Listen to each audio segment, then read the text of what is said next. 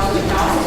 Thank you, Mr. President. I don't know if you can hear me. I would like to introduce two very inspiring young women college students who are interns for the Springfield City Council and the Springfield Women's Commission. I'd like to have them stand. Mary LeMay, who is an intern from Wellesley College, who's helping us this summer, and Ashley Betancourt, graduate from Harvard.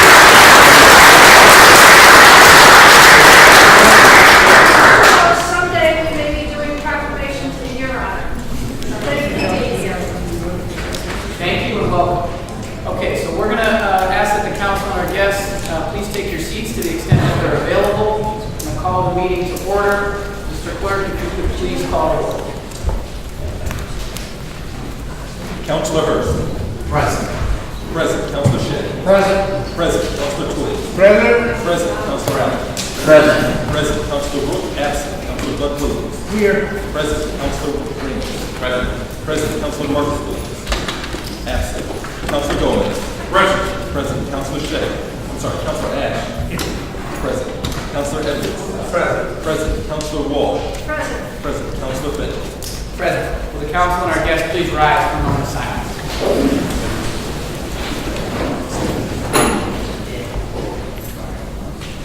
Please remain standing for the Pledge of Allegiance.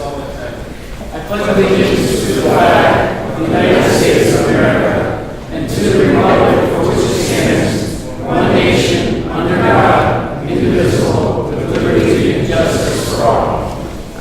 Okay, good evening, everybody. Again, we're going to have to summon our inner Henry Twiggs tonight to speak up and loud and make sure that everybody can hear us. We're having some audio difficulty problems. Focus Springfield is working on them as we speak. But the meeting is still being recorded from a video perspective for the onlookers at home. Will the clerk please recognize the councilors in seats 5 and 8? Councilor Rook. Here. Councilor Marcus Williams. Present. Okay. Mr. Clerk, will you please call items number 1 through 10? Items 1 through 10 are orders to alter or amend the rules of the road for Boyd Street, Logan Street, Bliss Street, Howard Street, Stafford Street, Berkshire Avenue, Albert Avenue, Montmorency Street, and Stafford Street. Okay. Anyone here to speak in favor of these orders or petitions? Good evening, sir. Good evening. Mr. Venice, Department of Public Works. Can you tell us a little bit about these orders? Most of them are traffic regulation like no parking or stop sign. Bliss and Howard is a request from the Department of Public Works to remove the traffic regulation from the section of Bliss and Howard that's going to be part of the MGM. Any questions from the council on any of these orders? Well, we say some are stop signs, which are stop signs and which are parking regulations. Your order for you, which are stop signs? Oh, Which stop are sign. stop signs? It doesn't say. It says stop sign is Dubois Street is a stop sign. Logan Street is a no parking. Montmorency is a stop sign. Stanford Street is a no parking. The other one. Stanford Street is no parking. Berkshire Avenue is no parking. Arbor Avenue is no parking. On Logan Street, is that by Springfield College? Yeah, that's a request of free. Was it no parking? It just says Logan Street. I don't know what that means. Logan Street is no parking. That's a request from Springfield College because they have problem with emergency vehicle. They're parking on both sides of the street and they request one side of parking. The order says east side Logan Street, the installation of the no parking anytime regulation from Alden Street to Chapel Street.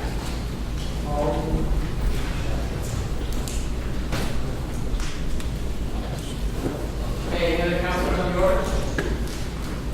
All those in favor of approving the order say aye. Aye. Those opposed, the ayes have it. Okay, Mr. Clerk.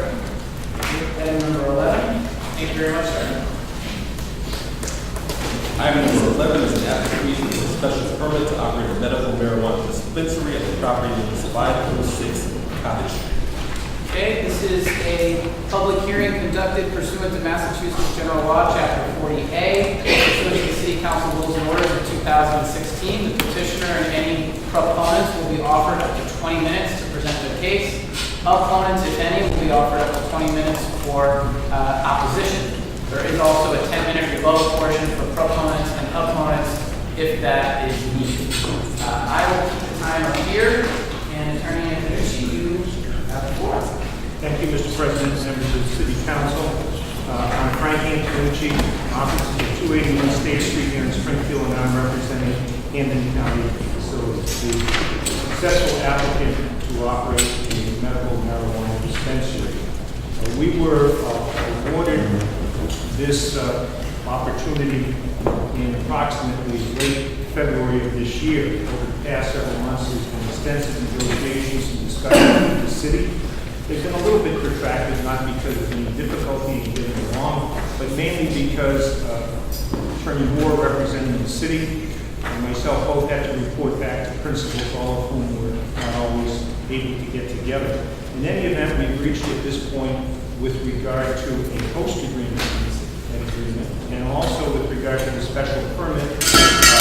There is a report that I believe you received from the members that you received from the planning board, which recommends approval of the special permit, and points out that a number of key issues involved in a facility of this nature, namely security, is satisfactory and vetted by the police department, both through the process and subsequently. There's a number of key security initiatives, including a perimeter alarm on all entry points, panic alarms, which are connected to the local law enforcement, limited access points, surveillance cameras. The entire perimeter of this facility will have an 8-foot chain link fence around it. There are limited hours of operation within the special permit, which we agreed to. Additionally, we have safeguards with regard to the bringing in a product, taking out of money, and that only Department of Public Health registered security agents will transport the material. Again, it's a very secure facility, and we have access to the building through an underground access. Therefore, there will be no walking across parking lots or exposing any of the materials. We have gone through the vetting process and feel that we have a very safe facility. Our security person is here, has questions in that regard, and again, the police have gone over this. In addition to myself, we'll have both Mark Freca, our CEO, David Denlow, our head of operations, speak for a few minutes to give a better description of our activities and what we're going to do. Phil Johnson, who's our chief health strategist, unfortunately couldn't be here tonight, but he has sent his able and involved associate.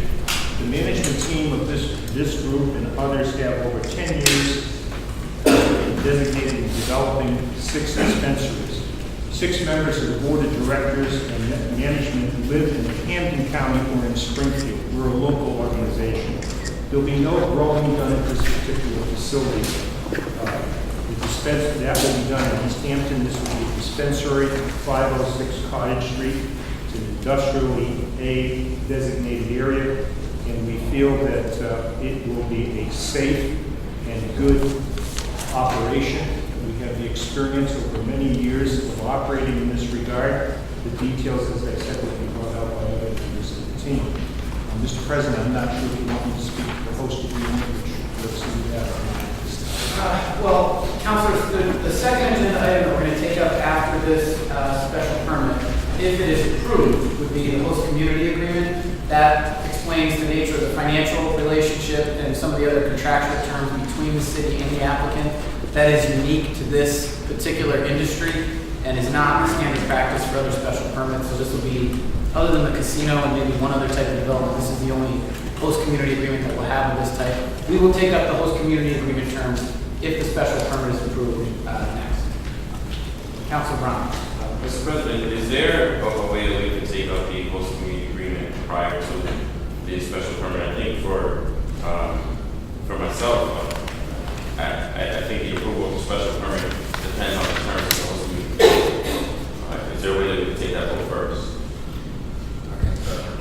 Well, we certainly could do it that way. We could continue the hearing until after we decide on the host community agreement, but just because we approve the special permit doesn't mean that they can move forward without the host community agreement. So if the council's will is to do that first, we can do it that way. It's just, it doesn't have to be done that way. So are you making a motion to continue this hearing until we can handle the host community agreement, Council? I'll make that motion.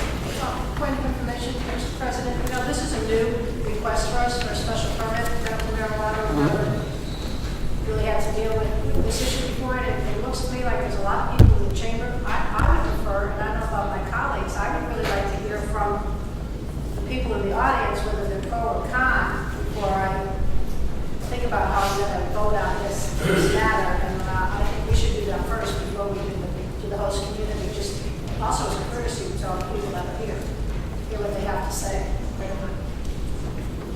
So as with any application, there will be an opportunity for proponents and opponents to speak, and that includes members of the public. You don't have to be associated with the project or the principal. We could also do, a show of hands to see just by and large where people stand at this point, but that's something we're interested in. Well, I do see people online to speak.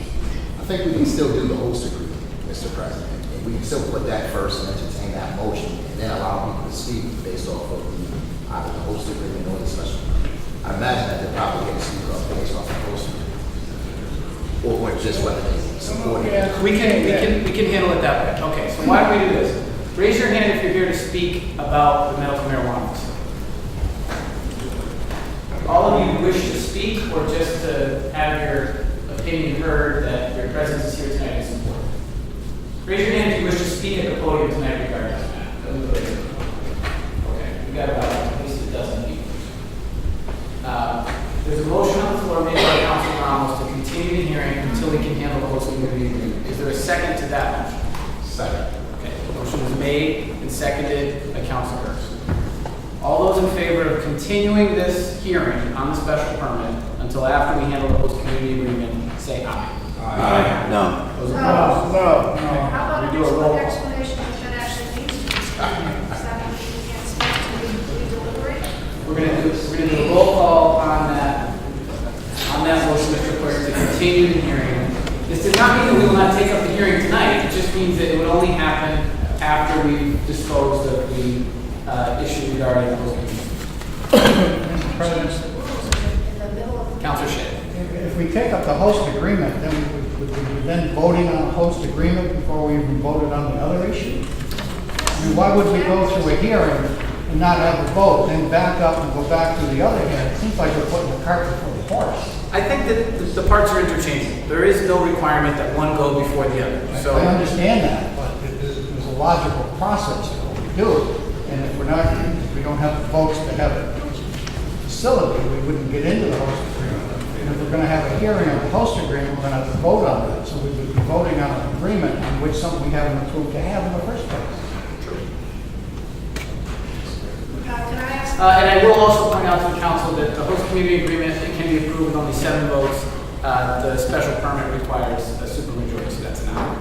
Any other councilors? This is quick. Councilor Hurst. I might not approve the special permit if some changes are not made in the host agreement, or at least if there's not some sort of explanation as to what is happening with respect to the host agreement. So we can do it that way. But I think the petitioners would, I think it might be more advantageous to the petitioners if they did it the other way. That's just my suggestion. Okay. On the other hand. Attorney Moore has a very thoughtful suggestion. The special permit application decision has a condition that says this approval is conditional upon the approval of the host community agreement. So if we approve, for example, the special permit and then voted down the host community agreement, they would both be null. That's up to the council's will by majority vote. The motion on the floor still stands to continue the hearing and take up the host community agreement before the special permit. Council. Mr. President, these meetings are posted, and people are down here because of the issue they think they're going to speak on, and the hands that were raised by the petitioners. I think we should follow the agenda. I'd like to Clerk, can you change the way you do things in midstream without a vote? It seems to me like you're not following the rules and orders of the city council. People should just stick to the agenda and let people speak. We have plenty of time to be here. They've come down from their, taking time from their families and their businesses to speak on this issue. We're supposed to be listening to what the abutters and the neighbors have to say. I think it's very discourteous not to. I think we The all motion, agree. the motion is a proper motion. It is a motion to continue the hearing. We can entertain it. We do not have to pass it. So, okay, so the motion is made by Councilor Ramos, seconded by Councilor Hurst. This would continue the special permit hearing until after we dispose of the host community agreement, if this motion passes. On the motion to continue the hearing, Councilor Hurst. Yes. Yes. Councilor Shay. No. No. Councilor Twiggs. No. No. Councilor Allen. No. No. Councilor Brooke. No. No. Councilor Bud Williams. Yes. Yes. Councilor Reynolds. Yes. Yes. Councilor Marcus Williams. Yes. Yes. Councilor Gomez. Yes. Yes. Councilor Ash. No. No. Councilor Edwards. Yes. Yes. Councilor Walsh. No. No. No. Councilor Ray. No, less than sufficient. Keep this hearing open for special permit purposes. Still hearing from the petitioner. Councilor Ramos. Mr. President, now that that motion failed, if we do keep this hearing open at the conclusion of this hearing, can we then take up item number 12 prior to taking a vote on this item? Can we go through the hearing on item number You 11? can make a renewed motion for continuing the matter until we handle the host community agreement. You'd still need 7 votes. Councilor Ramos. Yeah, thank you, sir, because typically, when you do the special permit, the conditions and the host agreement are all in one. You typically hear the whole thing. This is separate, I know why it's separated like this, you hear the special permit, and then the host agreement is separate, which is all one document. And I mean, typically we hear special permit, and in that body is the conditions and the host agreement and everything, this is everything. How are you going to vote on the special permit? That's going to be up or down, and then do the host agreement? I don't know, well, I'm not talking about you. Just from a procedural standpoint, they are 2 separate things. The special permit is a land use permission allowing them to do this on that property from a land use perspective. There's questions that are appropriate about lighting, sound, traffic, setbacks, things of that nature. The host community agreement is largely financial and contractual. We're doing them on the same night because in corresponding and speaking with the petitioner, I thought it made sense for us to handle both of them on the same meeting. Now, which one is most appropriate to go first or second was not discussed, but the will of the council is that the special permit comes first. Typically, this body, in the zone change, you can't add any condition. You can't add anything. In a special permit, this body can add language. Any language they want, in any special permit. That's just the way it is. That's just the way. That's absolutely correct, and the host community agreement will be a petition of the special permit approval. I think that we're taking them as separate items because the host community agreement is much more complicated than our typical conditions. Councilor Shen? And I would point out that not every special permit, and we do a lot of special permits, they don't carry host agreements with them. They carry conditions from the planning department, but not, I mean, the casino had a special host agreement. This has one, but for the most part, that is not something that you do. So it's a little different to Councilor Williams, conditions put on the planning department as opposed to host community. That's right. And the agreement is 1, 2, 3, 4, 5 pages long. So typically our conditions are about half a page. It's just more I would complicated. further add, if I may, that the host agreement carries financial incentives, so I would hope that the decision to put in the marijuana facility is not going to be predicated on something from financial, but ought to rise and fall on its own merits and not the financial benefits of the city. And I think that we should look at it that way. Councilor Twiggs? Mr. President, I am elated by the knowledge that this great council has on question. Why do we make things, blow things out of proportion? I would suggest to you that if we go according to the agenda, we'll reach the host agreement at ample time. If we don't pass the original piece, we got to vote the host agreement down anyway. I would ask that we go ahead and deal with the question. Second. That's what we're doing right now. So the hearing is open. Councilwoman, I get a final point, and that was rebut Council Shea had. When the mayor negotiated this host agreement, I'm sure he was talking about, what am I needing for the police department? What am I needing for the community? That's called negotiation. This body has the authority in any special permit to add any kind of language in, monetary or non-monetary. That's all I'm saying. I'm sure the mayor didn't say, all right, we'll do the host agreement, and after we do that, then we'll start negotiating. That's all I'm going to say. I have to continue this content until it's said. So, we have consensus by a hair. We're going to stay in this hearing. The petitioners have used 3 minutes and 45 seconds of your 20 minutes. So, Attorney Antonucci, you have the floor. You and your team can continue to present your case starting now. Yes, I would just say with regard to the special permit, the planning department submitted a detailed and I think very accurate analysis of the special permit recommended for it, and in fact what special conditions that we agree to and have no problem. I would now like to have our head of operations, David Benbow, will speak, and then Mark Zaturka, our CEO, and a representative, Mike Versekis, who's representing Phil Johnson, our chief of health safety. As they will make presentations to give a better idea to the council as to the operation and the procedure and their experience and the plan we have. Thank you. Good evening, sir. Good evening. First, I'd like to thank everyone for your time and for allowing me to speak. My name is David Bendolo. I'm the Chief Operating Officer at Hamden Care Facility. I have over 6 years of experience working in the medical marijuana industry, and I own and operate 8 dispensaries and 4 cultivation facilities with a total of over 50,000 square feet of cultivation in Colorado and Oregon.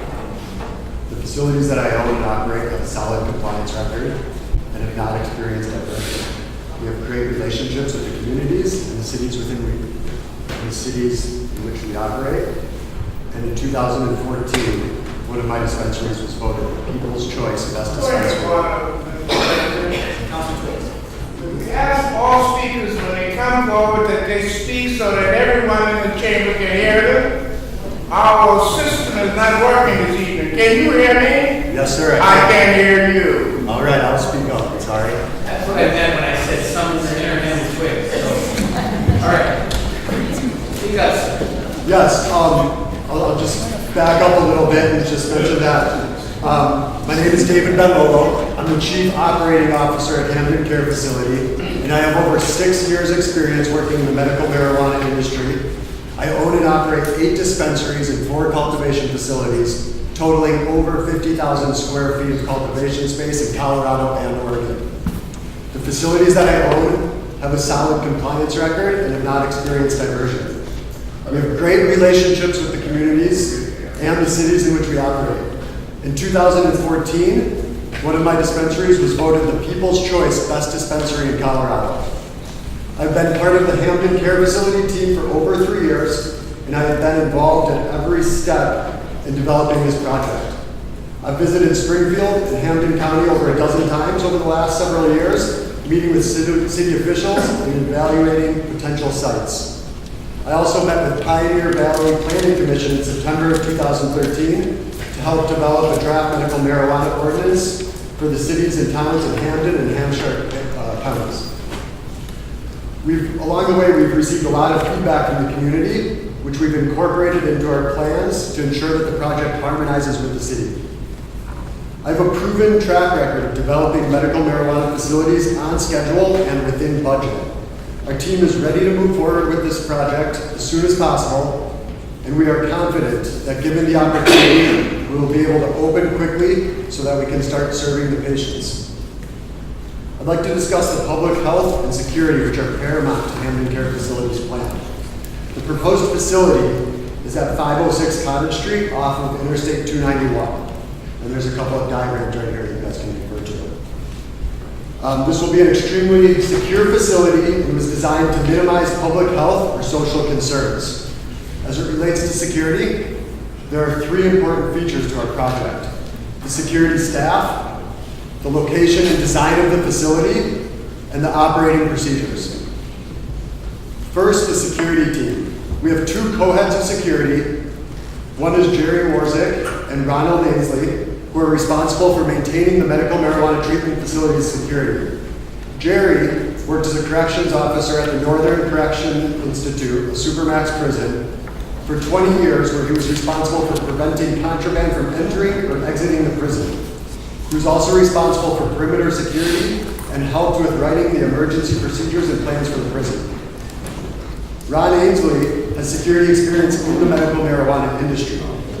He was a field enforcement officer for the Colorado Department of Revenue, Medical Marijuana Enforcement Division, and he worked in law enforcement as a state trooper and a sergeant detective, as well as a Marine field commander. Now to the design and layout. The proposed site is an industrial area far from any residences. The proposed site meets the city's and state zoning requirements, and this will be an extremely secure facility. Some of the security features are, it's located in the rear of the building.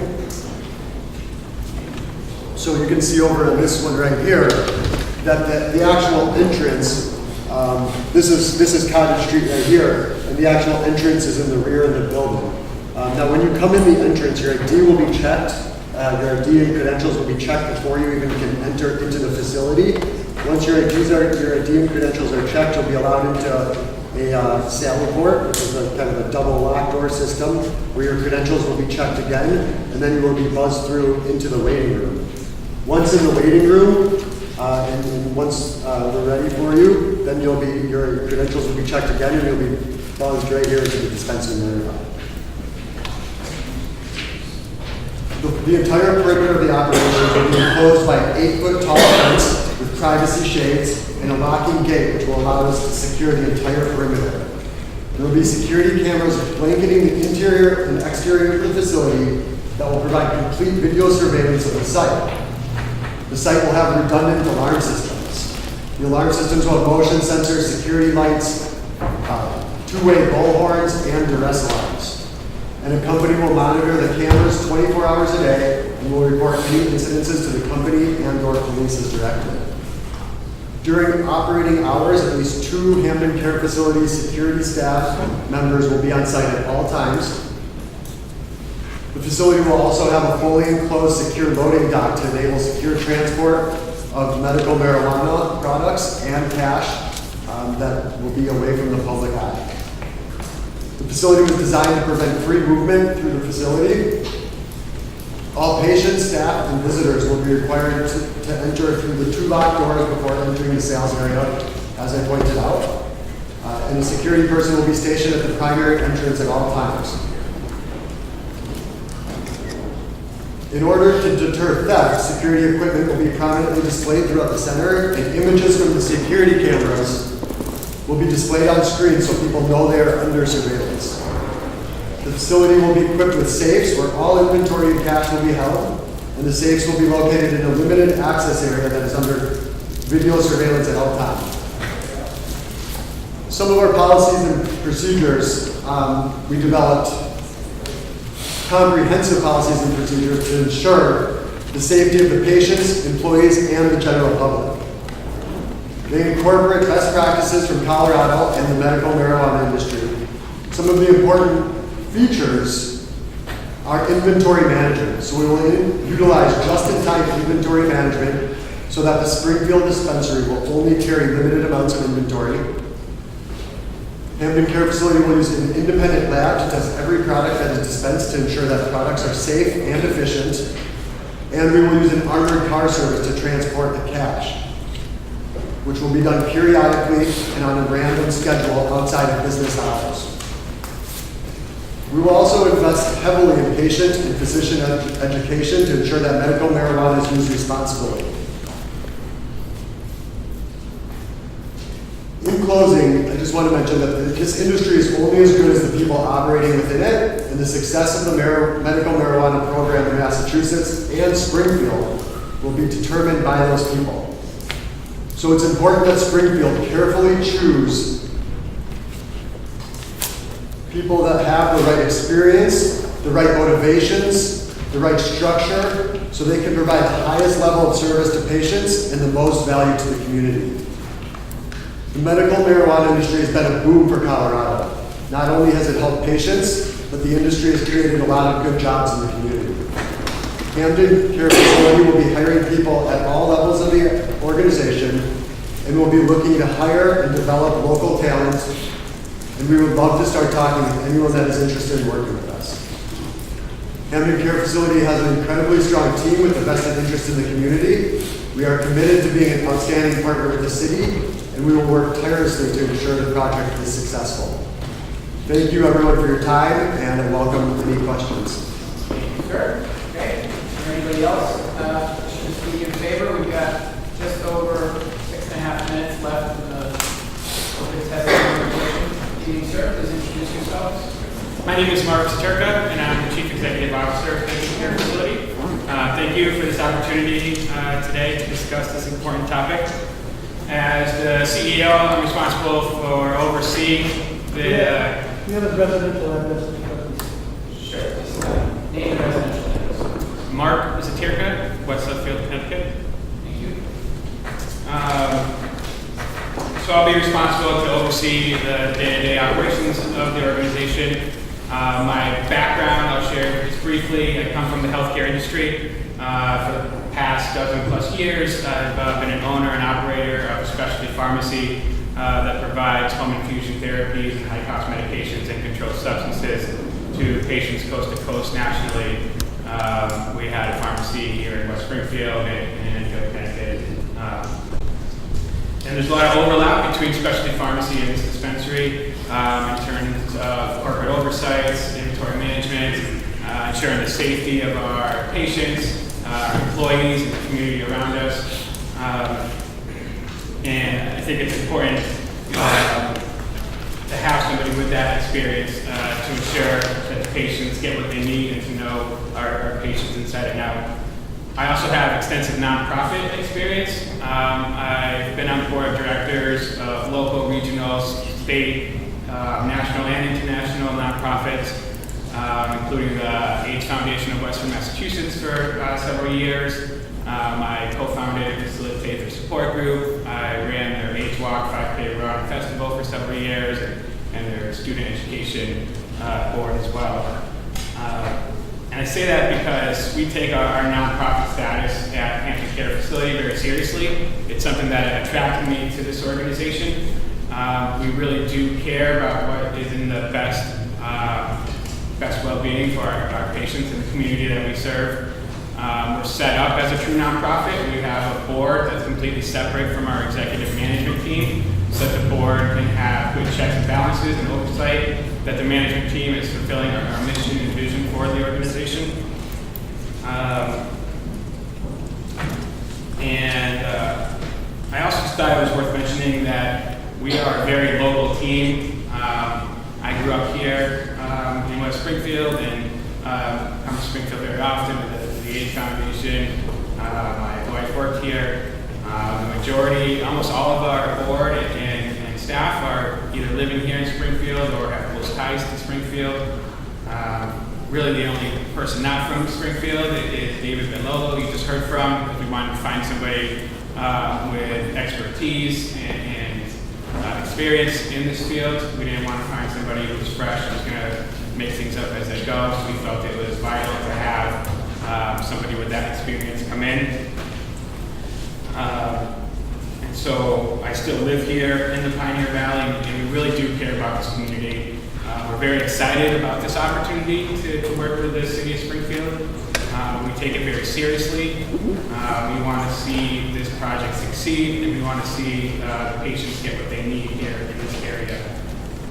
So thank you very much for this opportunity. Is there anybody else wishing to speak in favor? We've got about 3 minutes. I'll be very brief. Mr. President, through you to the council, my name is Mike Resettis. Here on behalf of Phil Johnson, who's my boss, unfortunately could not be here. He has more than 30 years of professional experience in the world of healthcare, including stints as the State Secretary of Health and Human Services and Regional Administrator for the U.S. Department of Health and Human Services. He's been with the team with Camden Care since its inception. He's a staunch supporter of medicinal marijuana and the benefits that it has for patients with chronic illness. And we appreciate the opportunity for us to appear before you. Thank you for your time. Thank you very much. Okay, anything else? Wishing to speak in favor?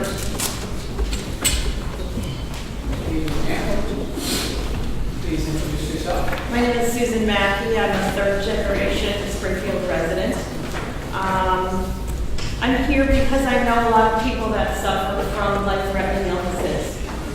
And this medicine is something that Springfield voters voted on quite a while ago, and people here are still waiting. These people are good people. They work hard. They're part of our community and our surrounding communities. They need a safe, legal place to obtain the medication that they desperately need that has far less side effects than some of the medications they are currently taking. I beg you to consider this team. They're impressive. They know what they're doing, just from what I've heard. I mean, very little. But I know Mark Satirka, and he is a man of honor and the most selfless person that I've ever met in my life. He gives and gives and gives to his community, to people in need, a lot of times without anyone even knowing that it's him giving. He cares. And it's people like him and others who have Crohn's disease, who have HIV and AIDS, who have children that have seizure disorders, and medical marijuana helps to stop those seizures. We need this in our community. We need the jobs that it is going to bring. We need to help the people that live here. Thank you. Okay. We have time for one more speaker. And then what we're going to do after this, we're not going to cut down the public speak out entirely. So after Marie speaks, we will see if there are any opponents. If there are, we'll hear from them. If there's not, then if the council wishes, we can expand the public testimony portion. Before we do that, we want to see the name. So please, Marie, Kathy, introduce yourselves. Marie Kosky, I live at 931 St. James Avenue. Kathleen Brown, I live at 136 Eatondale Street. We are representatives and spokespersons for the East Springfield Neighborhood Council. We are aware of the petitioner's intent to build a medical marijuana facility on Cottage Street, and we are also aware the petitioner has gone through an extensive RFP process and has been working with the city at length regarding a community benefits package, which we know you've already read. The petitioner attended 2 meetings of the East Springfield Neighborhood Council to present a proposal and address concerns. The agendas for these meetings were made public in advance, and residents had the opportunity to be heard. The petitioner also was present at our business and community fair in May to speak with neighbors. We are here tonight to witness your vote and hopefully to welcome them to our neighborhood. Thank you.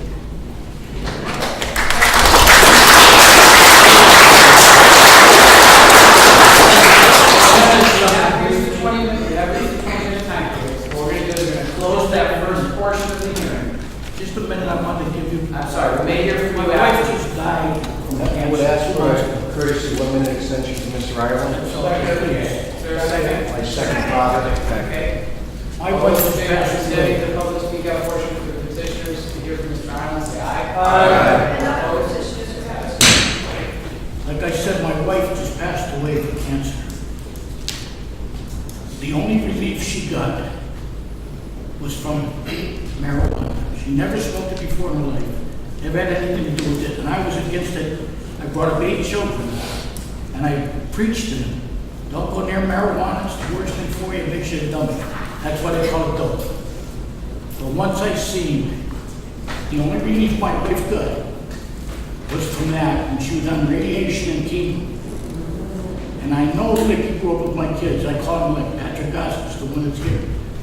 And he is one of the best kids that ever grew up in that neighborhood. He made something out of himself and something out of a business that was nothing in Chicopee. He made a cornerstone in Munich House. And I'm just telling you from my experience, that's all. Thank you. Thank you,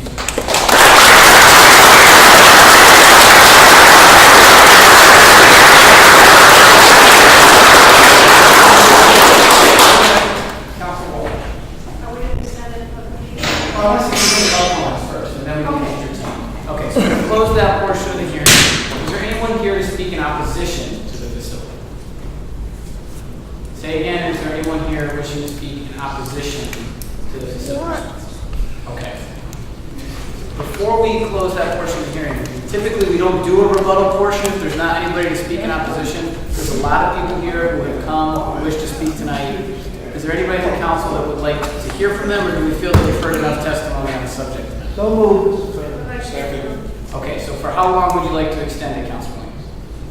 Can we get a show of hands, spread to the chair, speakers? Who wants to speak now? 10 minutes. Okay, so the motion is to extend the public hearing for 10 minutes. There's more people made by Council Williams, seconded by Councilor Gomez. All those in favor say aye. Aye. Those opposed? Okay. So let's have the first speaker come forward, Mr. Clemens. How you guys doing? Mike Clemens, 64 Thompson Street. I am the president of the Ignite Neighborhood Council. However, I'm speaking on behalf of myself as a resident.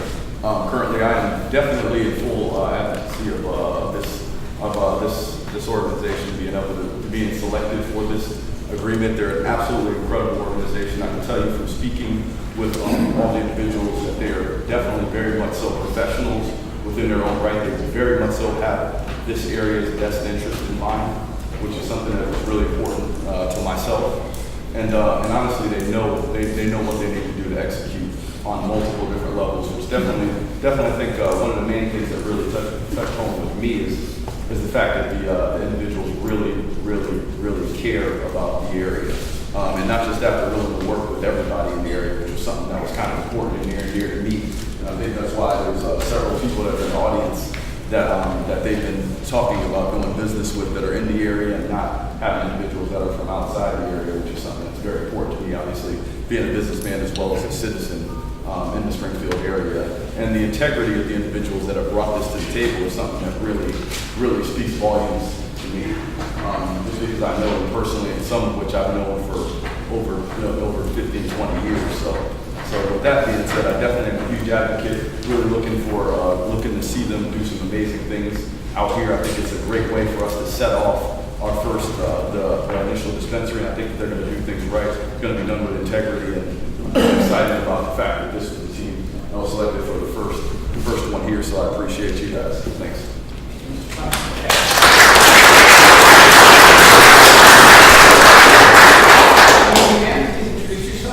Linda Yarber, 961 Worcester Street, Indian Orchard.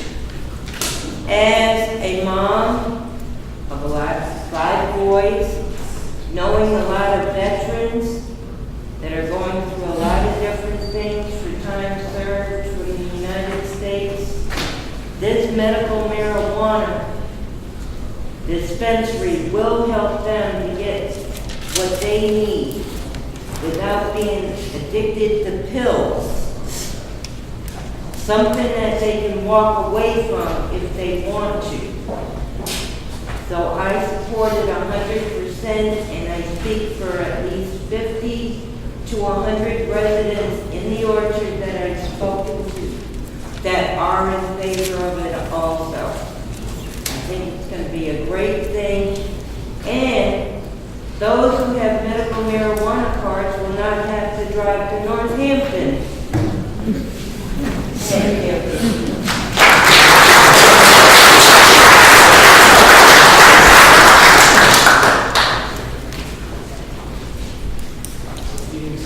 Good evening. My name is Mark Gorey. I'm the president of the Indian Orchard Citizens Council. I'm here as a resident tonight. I live on 23 Devon Street, and I'm just here to say that I'm very impressed with what they're presenting to us as a community, both in East Springfield and in Indian Orchard. They seem to be a good neighbor. They're looking to take some property, make it into something better.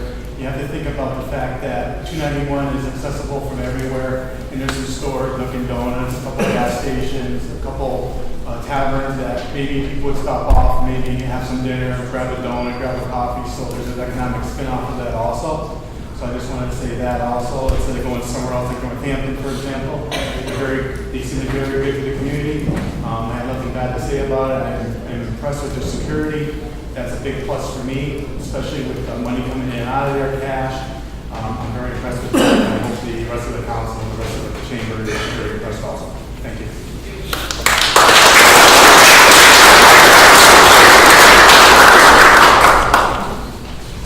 Good evening. I'm Andy Corbin. I live at 102 Balboa Drive in Springfield, Mass. I'm here tonight to support this dispensary as a city resident, also as an employee of the Morganti Group. And the reason I'm here also is to let you know that this organization approached Morganti as well as some of the other minority contractors that are in the room here tonight. And they said that we absolutely want you to emphatically be a part of building the larger dispensary for us. So what they've done is definitely reached out to a number of minority groups that will work along with the other contractors. We have been up there, we've been there 3 or 4 times, and we've gotten plans, the specs.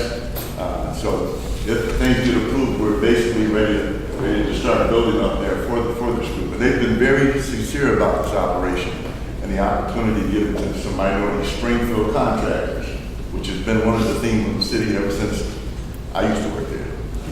Long time ago. And sincere, so we firmly believe in them, and they say what they're going to do. They've been true to form so far.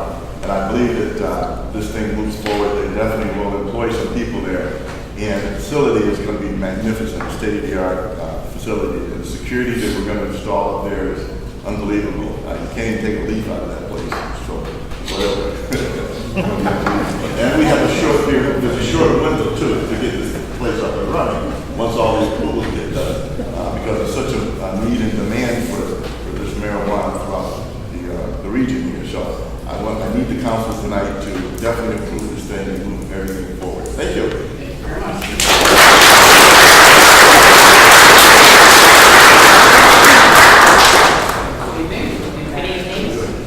My name is Martha McLaughlin, and I am executive at Fontaine Brothers Inc., 510 Cottage Street, Springfield.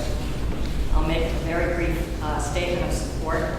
I know the Hamden Care Facility team personally, and I've had close interactions with them through the development of this project. Through these interactions, it is apparent that they are determined to develop and operate the most secure facility to make this a successful operation. I have no concerns or reservations about this proposal. Also, we have not received any concerns or negative feedback from our surrounding neighbors. We would not have leased the space to them if we were not confident that they would operate a successful business. I think this facility will be very beneficial to patients and to the community. Hamden Care Facility will be the 3rd nonprofit organization that we have leased to at our Cottage Street location over the past 23 years, and we look forward to a positive relationship with them. Thank you for your time.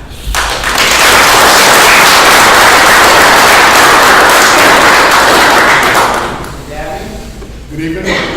My name is Dabney Gregory. I'm a resident of Springfield, Mass. And I want to thank you for allowing me to come here to speak. One of the reasons why I'm coming here, the main reason why I'm speaking tonight, is because of my mother, who's a person who has raised 5 children by herself, who's been a pillar in the community, who's helped out not just her children, but others in the community, and is now suffering from fibromyalgia. At this particular point in time, there are 1,269 cases of fibromyalgia, and women that have had it that have committed suicide. This situation is very serious for me. Allowing this to take place will definitely bring a benefit and a greater quality of life to my mother for the remainder of her life that she has here. Everyone has a family in here, and everyone has a mother or has had a mother. So you can understand or relate to exactly what I'm saying. That you would not want to sit and watch your mother suffer day in and day out. Allowing this to take place, allowing this facility to be here, will allow her a great amount of comfort and to live her life out as she should. As a community person, as a person that's paid her taxes, who's paid off her house, who's dedicated herself to this city. And I'd like the city to give a little bit of return to her in doing this. Thank you.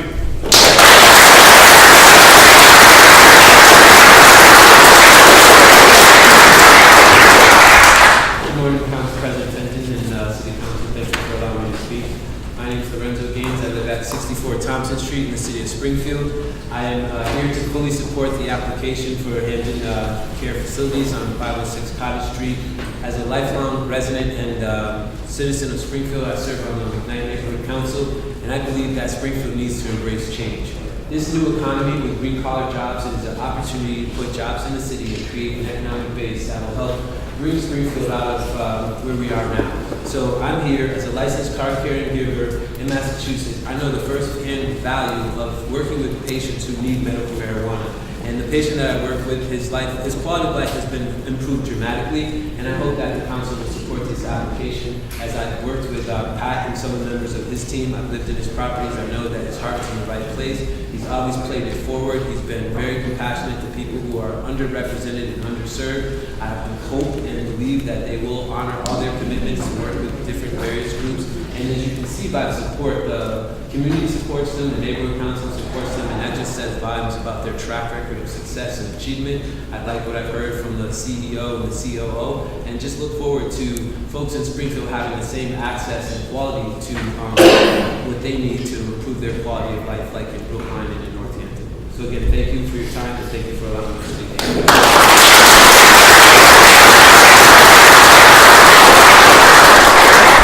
That extends just a few seconds past the 10 minutes that we had. Are we comfortable closing the public hearing at this point? Are there any, so if we're comfortable with closing the public testimony, then we'll keep the hearing open to allow for questions of the applicant. So if we want to hear from any other members of the public, are we comfortable with closing it off? Make a motion to close the hearing, Mr. President. Okay, so we're going to close, okay, motion made and seconded, time has expired. We're just going to close the public comment portion of the hearing, but we're going to leave the hearing open for questions from the applicant. So are there any questions for the applicant? Councilor Shea and Councilor Cluster. If I may, and I don't know who could address this, we've heard a lot about the security measures that are in place for the facility. And I think there's no doubt that this is something that's needed for people that have serious illness. But could someone maybe at least address us on the procedure of what it takes in order to get some marijuana from the facility? In some areas where this has been done, it degenerates into, you can go in and say, oh, I've got a headache, and they start to dispense some marijuana to you. So could someone address what's the procedure so this doesn't become something where it's a recreational use that expands beyond what even your intent is? Could you tell us about that, please? So a patient will see his or her physician, and the physician will decide whether or not they're a qualified applicant or patient for the medical marijuana program. Once that's determined by the physician, they'll reach out to the state and set up this person's profile. Once it's set up, the patient then provides all the necessary documentation to the state. And then once it's reviewed by the state, the patient then gets their medical marijuana card issued by the state of Massachusetts. So let me ask you something. So it's not as easy as it is in some places where you can just walk into a clinic and say, hey, I'm not feeling great today, I got a toothache and I need something, and they just hand it over the counter. I mean, that is what has happened in some places. I mean, this sounds pretty serious, but I think that's some concern of the residents that this could degenerate into that, and if you can at least provide some satisfaction. It seems like a very elaborate procedure that one has to go through to get this. Is that correct? Yeah, it's also, it takes time for it all to go through. Part of our job, we hope to talk with physicians to educate them on how this product is used so that it can be used correctly under the physician's care. It does rely on the physician a lot, whether or not it's up to them, and I think medical decisions should be between the patient and their doctors. No, I don't disagree with it. I'm just trying to find out what the procedure is and what the controls are, because we're doing this to help people that desperately need it. Right. We don't want to put something in where some kid off the street can just say, hey, I'm not feeling good today, I need to get some help. Yeah, and we also have policies in place where if we see any variance or maluse of the program, we cut them off completely, we let the state know, and they're eliminated from the program. All right, thank you. Mr.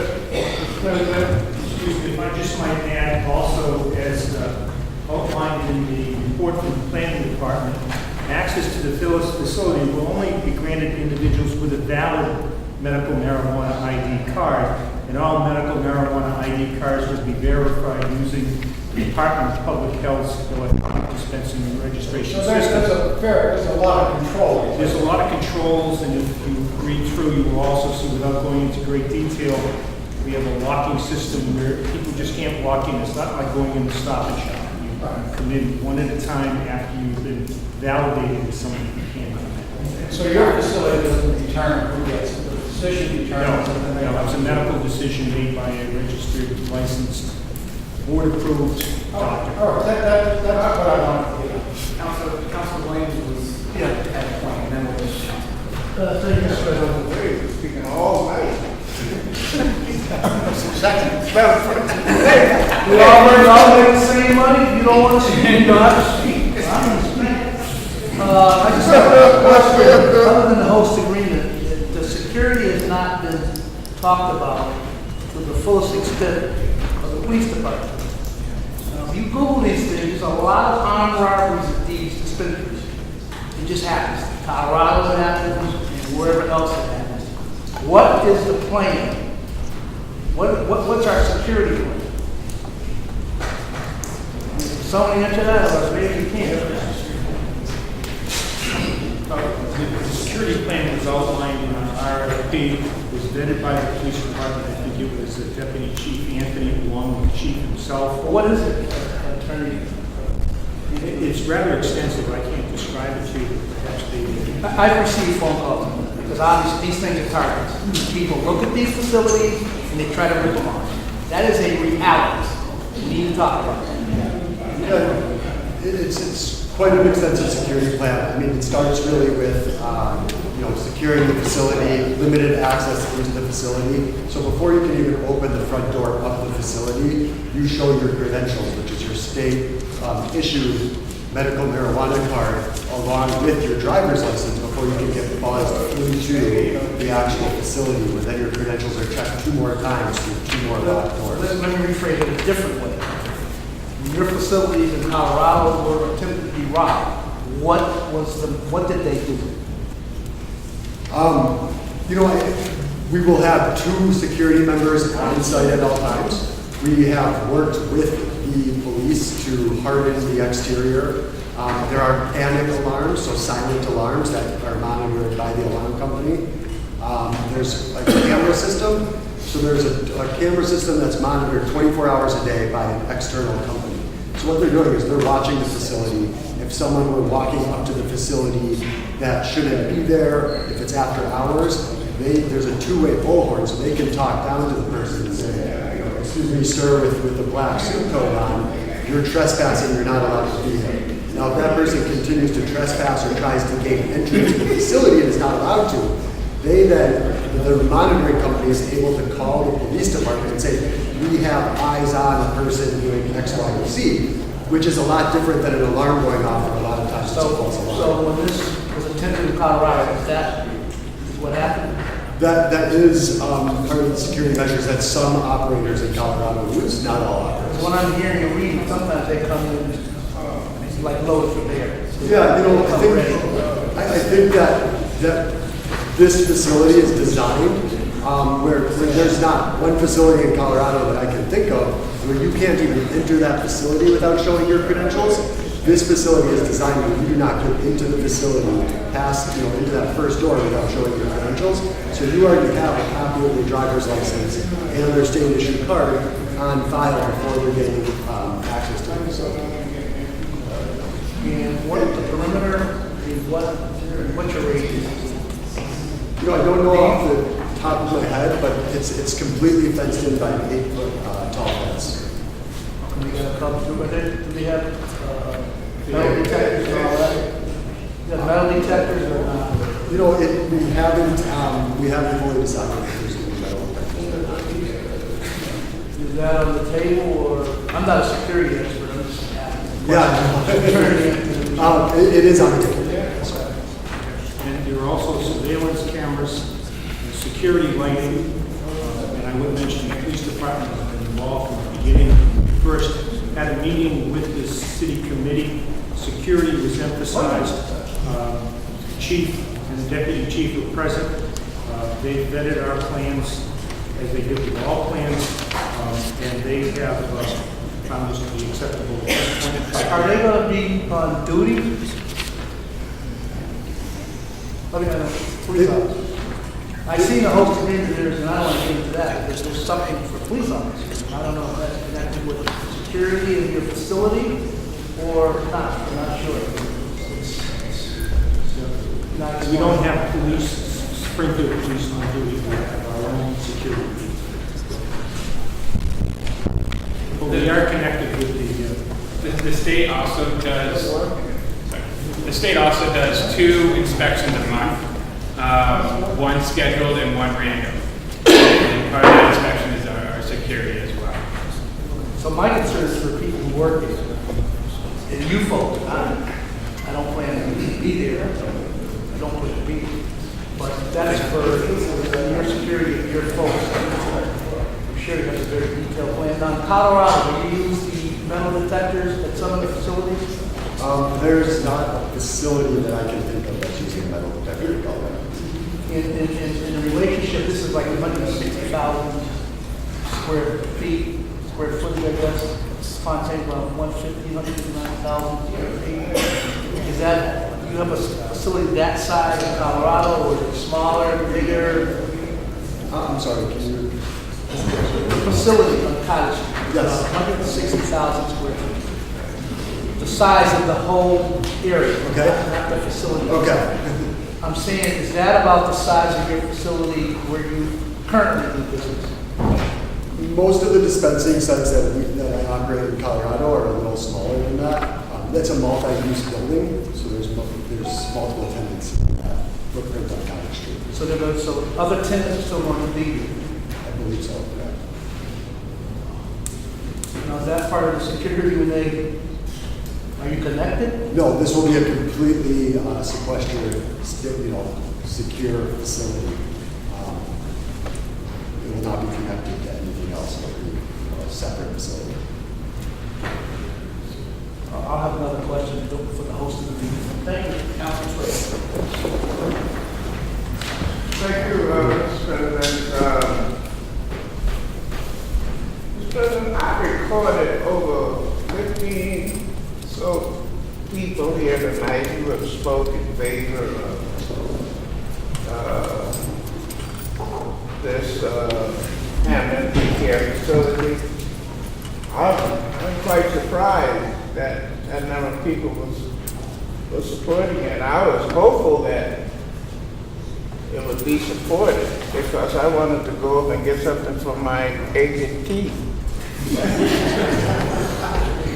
Since I find out I need more than a toothache, I guess, to get it. But as I look around the audience, I see the Commission of Health is here. And Mr. President, I would ask you if I could bring her to the podium. Now, this is a person that I have a lot of respect for. Commissioner, have you had an opportunity to meet this group? Helen Kaufman Harris, Commissioner, Division of Health and Human Services, 47 Overland Drive, Springfield, Massachusetts. Yes, I was a part of the city team that vetted all of the applicants and went through an intensive process. And so I was also a part of the city team that made the decision around this particular applicant. So I have met them, I've spoken with them. They have visited me to talk about issues related to public health, and so yes, I am familiar. Well, I have thought so. That it is your judgment, based on your organization vetting this group, that they are a very good group. There are other groups involved, and this group came out number one. That would be correct. We used a scoring system that used all of the participants applicants from the city team, and we used a scoring mechanism. We thoroughly reviewed the proposals, and based on our scoring, this entity came out number one, and so that's why they are being presented to you this evening. Now, did you also have an opportunity to look at the host agreement? I have not seen the complete host agreement. Last I saw it was in draft, so I'm not prepared to speak to the host agreement as far as its content. Thank you.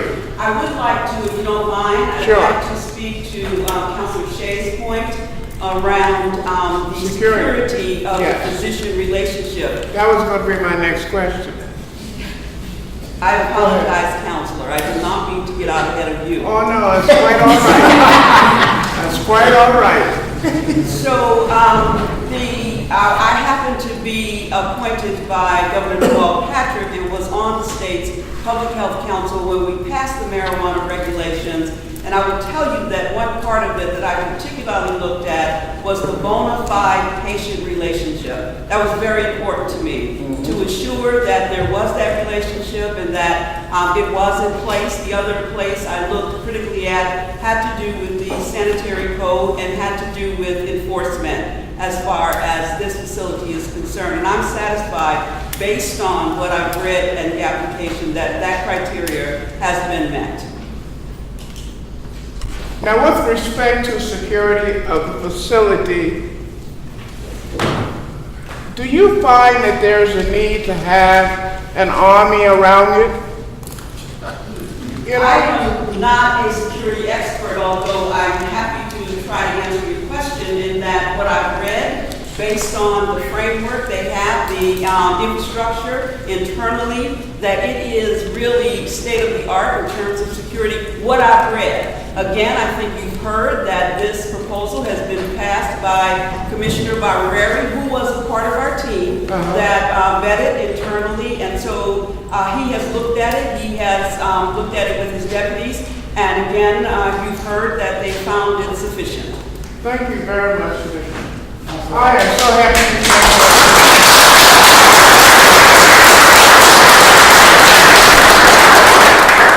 Thank you, Mr. President. We've heard a lot of testimony tonight, but I have been particularly moved by the testimony of Tommy Ireland, whose wife I knew, and also by Mr. Gaffney. I believe it was Mr. Gaffney who was concerned about his mother. And what I'd like to know is, how long is it going to take for people in need, who need the relief, to actually get it? And I was aware that you do need a prescription from a physician. You can't just walk out and be served. But I was not aware that you had to be vetted by the state, and that actually makes me a little uneasy, because to me, the state process takes a very long time. So the people that are in pain, like the mom we heard about, I mean, how long do they have to wait? They're going to be caught up in some state snafu before they can be helped? What is the process? Why can't it just be a doctor? Is there somebody from Hamden Care that'd like to speak to that? How long will it take for patients to get their medication? I can't speak for the state legislation. They pass those rules. We have no control over that. I really can't tell you how long that would take. Haven't had that experience or anybody that's gone through it. However, I would hope and think that, knowing just what you've said, the dire need of people seeking this, that it would not be an overly burdensome process. So the physician, referral comes to a physician for a patient, one of their patients obviously, and then the physician has to submit paperwork for approval to a state agency? I believe. I don't know personally, but I was just told it's about 2 to 4 weeks process before they get their card. It falls up to the state, so I would hope that it would be a quick process.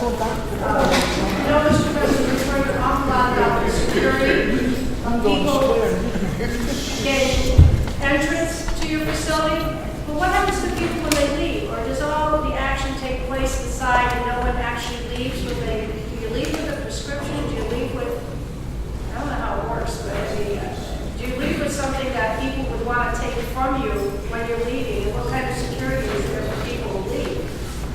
Good question. So when you leave, the parking lots are under video surveillance, and we will also have one of our security guards able to escort people back to their vehicles. So, well, I think my question is, do people leave with something that, I don't know how you dispense the marijuana. Do you leave with something that someone can take from you? They do. They will be leaving with the medicine.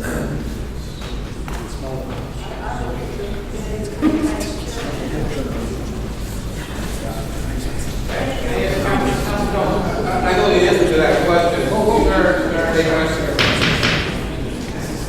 Close the public portion of the meeting. If there's a question the council has for a particular member of the audience, then we'll ask that member to respond. Councilor Middleton. All right, when we talk about prescriptions, what are the different types, or, well, I'm just going to flat out say it. How can somebody attain what their prescription? Is it by what they want or what the doctor prescribes? So the doctor will write them a recommendation. The doctor will write them a recommendation for cannabis. We'll have a variety of different delivery mechanisms. There will be the smokable flowers or concentrates, as well as edibles. There's transdermal patches and some mineral liquids. So a variety of delivery mechanisms that the patient will work with our team to decide what is best for them. Okay, so depending on what necessarily, I would say that depending on what the patient wants, you guys can give it to them as an edible, or you guys can give it to them as a concentrate, or smokable flower. Correct. So those are the three ways that you can attain this medication, yes? Yeah, there's some additional ways, as I said, the transdermal patches, so similar to a nicotine patch we can put on a pain point. There's lotions that you can rub on sore joints. So there's a variety of different mechanisms. So when the doctor gives you the prescription, did the gentleman, Lorenzo Gaines, he had a card on him. He left, well, he pulled up a card, right? So the card is not necessarily a prescription, it just gains access into your facility. Correct. All right, so then once they gain access into your facility, it's up to the patient to be specific on which way they want to take this medication. Correct, sir. All right. So more of a public safety aspect, I think he brought it up. So your facilities are joined to another facility. So you guys have neighbors. You guys are not just your own building, right? Correct. Do you guys have adjoining basements? No, sir.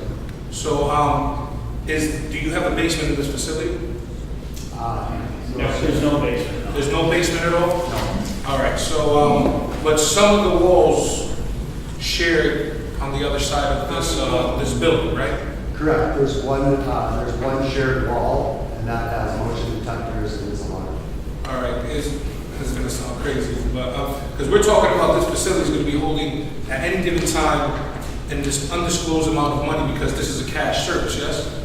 Correct. It's not like you can ask somebody's healthcare to pay you guys. This is straight cash that we're talking about, right? Yes, and we will have an armored car picking up the cash. Okay. So what's the chances of somebody maybe from the other facility, because you guys are 2 years down the line. I'm not saying your neighbors aren't trustworthy, but somebody being able to secure a way to break through the wall, get into your medicine.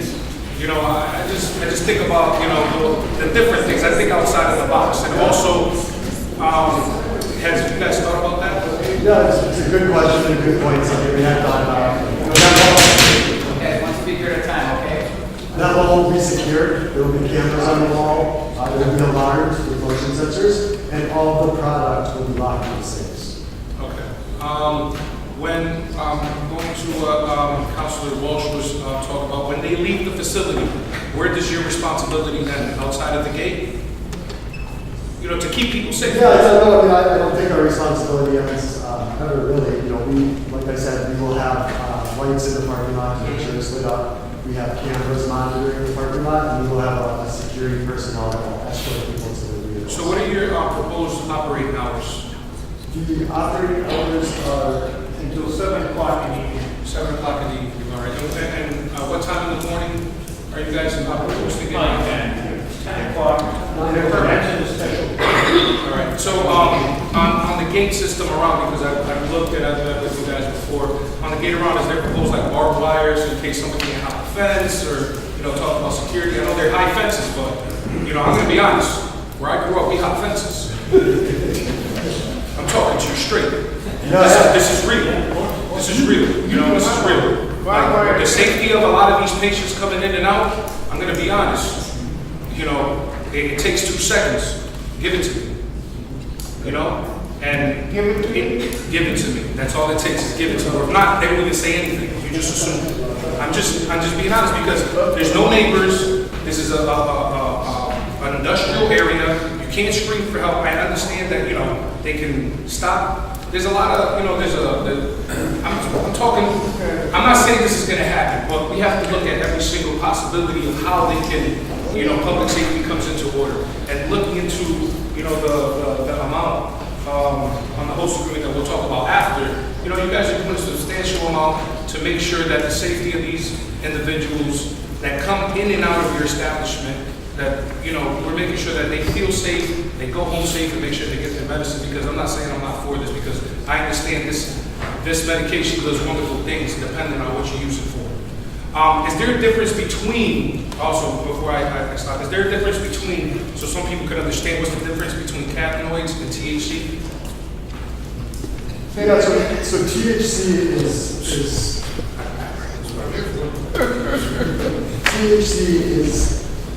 what creates the psychoactive effect that people really have, where CBD, and I'm not a physician, but CBD is a part of the plant that people are, that there's not a ton of research, but it's the part of the plant that has more of a medical benefit for seizures, pain, appetites, and So we'll offer different strands, with different levels of either THC or CBD counts, and it's all labeled for the patient to see. So if they need a strain with a higher CBD count and very low THC count, then we have that available. When a patient enters your establishment, is there a max on what they can buy or how much they can buy? Yeah, the state has a max, and I believe the doctor can even add like a lower max to the Thank you, gentlemen. Okay, councilors, just as a point of clarification, and then we'll hear from Councilor Ramos.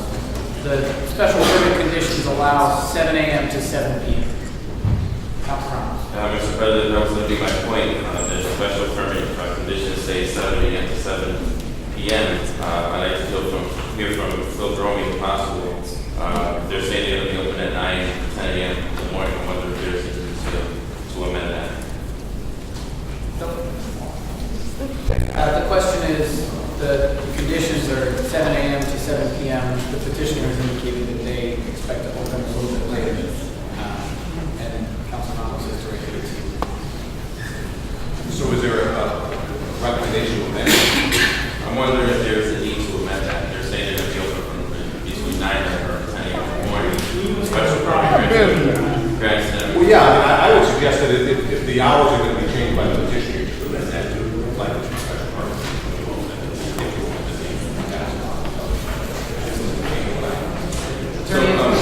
So, can we establish an hour when we're going to be open so that we can reflect that at the, what time would be appropriate? 9 a.m.? At the appropriate time when we have that, Mr. President. Take it now. I'll make a motion to amend the conditions and the special permit list, 9 a.m. to 7 p.m. Monday through Sunday. Okay, Mr. Clerk, so that motion to change 7 a.m. to 9 a.m. on condition number 9, motion made by Councilor Ramos, seconded by Councilor Gomez. Any discussion on the motion? All those in favor say aye. Aye. Those opposed? Okay. Condition number 9 is amended. Councilor Marcus Williams? Thank you, Mr. President. I'm just curious.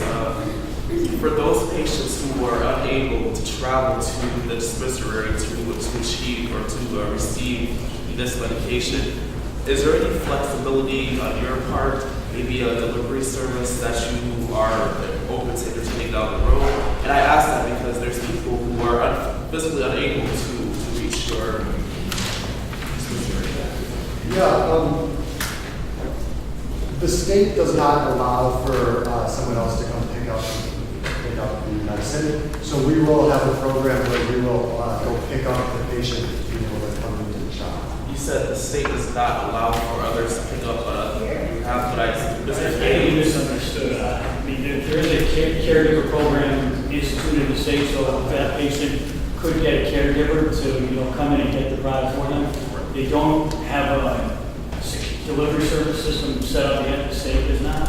So we would be open to working with the state if we could, pick up a patient, bring them in, and deliver it back. Any other counselors? Counselor Allen? Mr. President, thanks. Condition number 10 is unclear to me. The chain link fencing to be installed around the parking lot shall be back a mile. That doesn't make sense to me. I don't know if we did make a correction.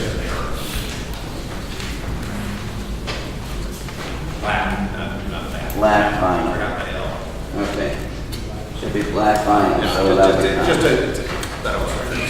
Motion by Counselor Allen to change the word back to black, condition number 10, seconded by Counselor Gomez. All those in favor say aye. Aye. Those opposed, the ayes have it. Is that all, Counselor Allen?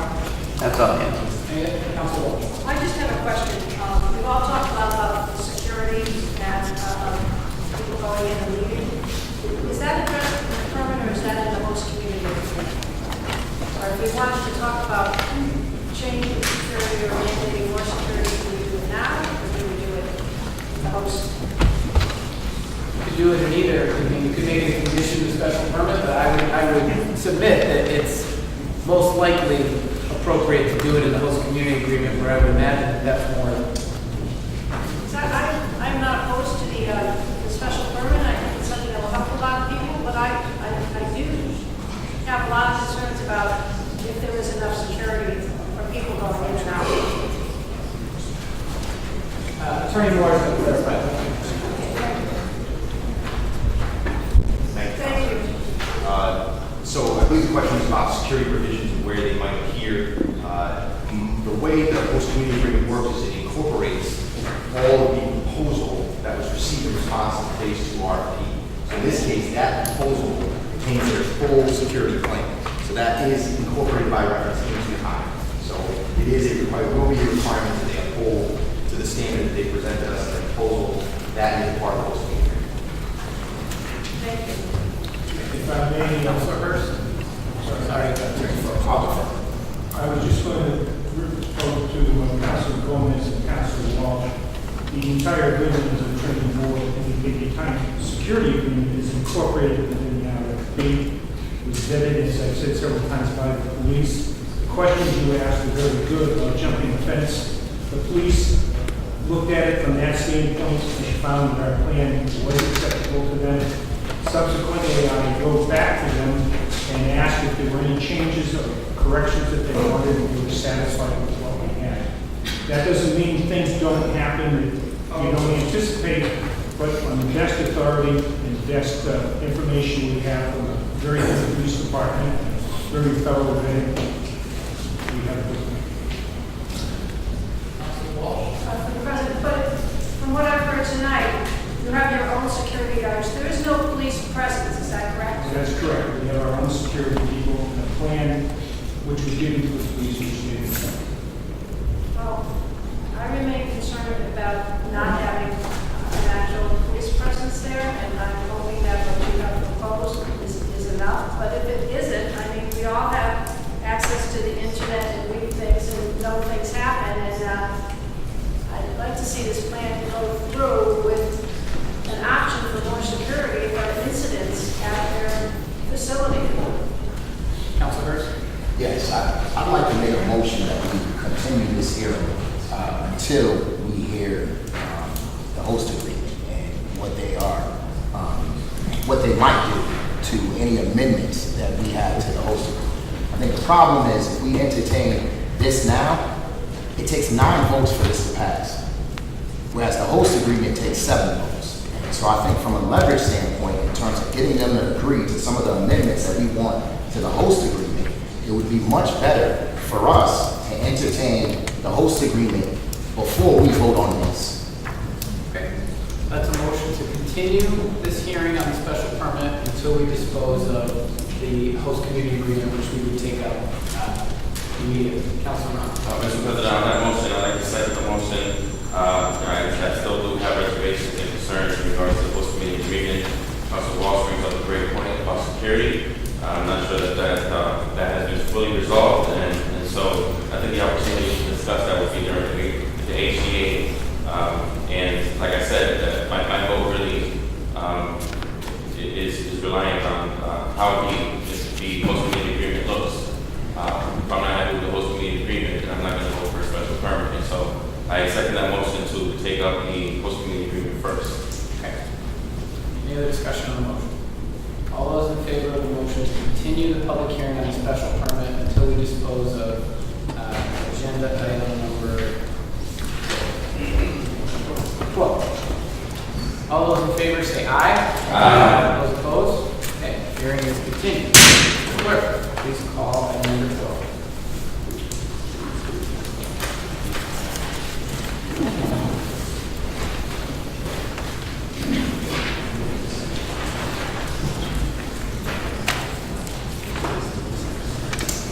Item number 12 is an item to approve a host community agreement with the Hampton Care Facility, Inc. for medical marijuana retail dispensary at 506 Cottage Street. Sponsored by the mayor. Okay, music, Yes, I think we've got a copy of the final agreement. I'll try to highlight the points. I'm sure that Attorney Moore, who participated in this process, can answer questions in addition. The host agreement, as far as we can determine, is the most generous one in the state from a financial standpoint. Some communities require no host agreements, namely Northampton, Holyoke, and I believe Amherst. Chicopee, to my understanding, has an agreement where there's a one-time payment and then a percentage of income by the entity. In this particular agreement, we've agreed with the city to pay $50,000 a year to the police department, plus a percentage on the sliding scale of our gross income. And that scale goes from 3 to 7% of our gross revenue.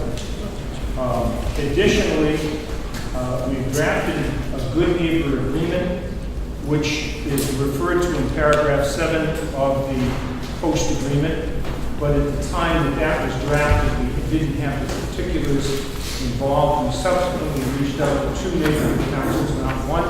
The reason being because of our location at 506 Cottage Street, we are kind of close to both East Springfield and Indian Orchard, and we've agreed with them and have provided a written agreement to the city solicitor's office, which we've agreed to sign if we get the special permit and the host agreement is approved, which would be essentially to meet with the neighborhood councils on at least a yearly basis to see if they have any concerns, to bring to their attention any changes in our hours of status of operation or any significant changes in our operation, and additionally to pay $2,500 a year to each of the neighborhood councils on the same schedule that we've agreed to pay the city police department. And that begins in 2017 and goes on to 2027. Additionally, there's also reference in paragraph 7 to working with both the health department and the city Springfield school department. And in that regard, I've talked with Helen Carlton. She's outlined 3 areas where she'd like us to participate, and I spoke with her, and she is knowledgeable of the fact that we will, in fact, follow through should we get a special permit and a host agreement to finalize the plans as to which one of those areas are educational programs, basically. With the school department, we contacted the superintendent, and the chairman has assigned an individual to work with us for a similar program which we will also be committed to do, and that's why we put it in and we didn't put the specifics of the program that it wants to. Additionally, we've had extensive discussions, as I've indicated, we received this award in February, early March, I don't remember the exact date. And we've dealt with the issues that I've just outlined. But in addition to that, we, in the beginning, when you've heard some of the testimony tonight, it indicated that we would be willing to work with the city in terms of the numbers of people that we would hire minimally, I believe it's 15 at least. And we've also indicated that we would hire 25% minority individuals in an agreement, and we've notified the city solicitor's office however they want to do that. In the nature of a good neighbor agreement, in other words, a separate agreement, a letter, or amendment to the host agreement. We're willing to sign on for that also. So we've tried to cover everything that would make us a good neighbor and a partner with the city of Springfield, and to provide coverage in all of those areas. And we feel that, as I've said, that we've made a generous offer and have agreed to the terms the city has put forward, and we hope that it will be found to be acceptable. Thank you very much. Council Marcus? Thank you, Mr. President. Charlie, I have a bit of concern in regards to the $2,500 giveaways to the neighborhood councils. Yes. I live, I would say, proximity about maybe a minute or two away from this place, but I consider it Pine Point. But I believe that also makes me a neighbor. So have you approached the Pine Point Community Council? No, we have not. And why is that? Because I suppose there's a lot of people who could say they are within so many limits of our location. Traditionally, my experience, it's not the greatest experience, but my experience is when you deal with an individual or an entity which is within a particular neighborhood, that's the community you deal with, no matter how close other people may be to it. The two communities we felt we were closest to were Indian Orchard and East Springfield. I suppose we could have just dealt with East Springfield, but we felt Indian Orchard because of concerns from some people. No one approached us from Pine Points. Well, then it's the job of the developer to approach the council. Well, quite frankly, no, we didn't consider it because it is further away. I'm just thinking for a organization of this such, and I applaud the nonprofit status, and I work in nonprofit myself, but I feel that this place is going to be servicing the entire city of Springfield.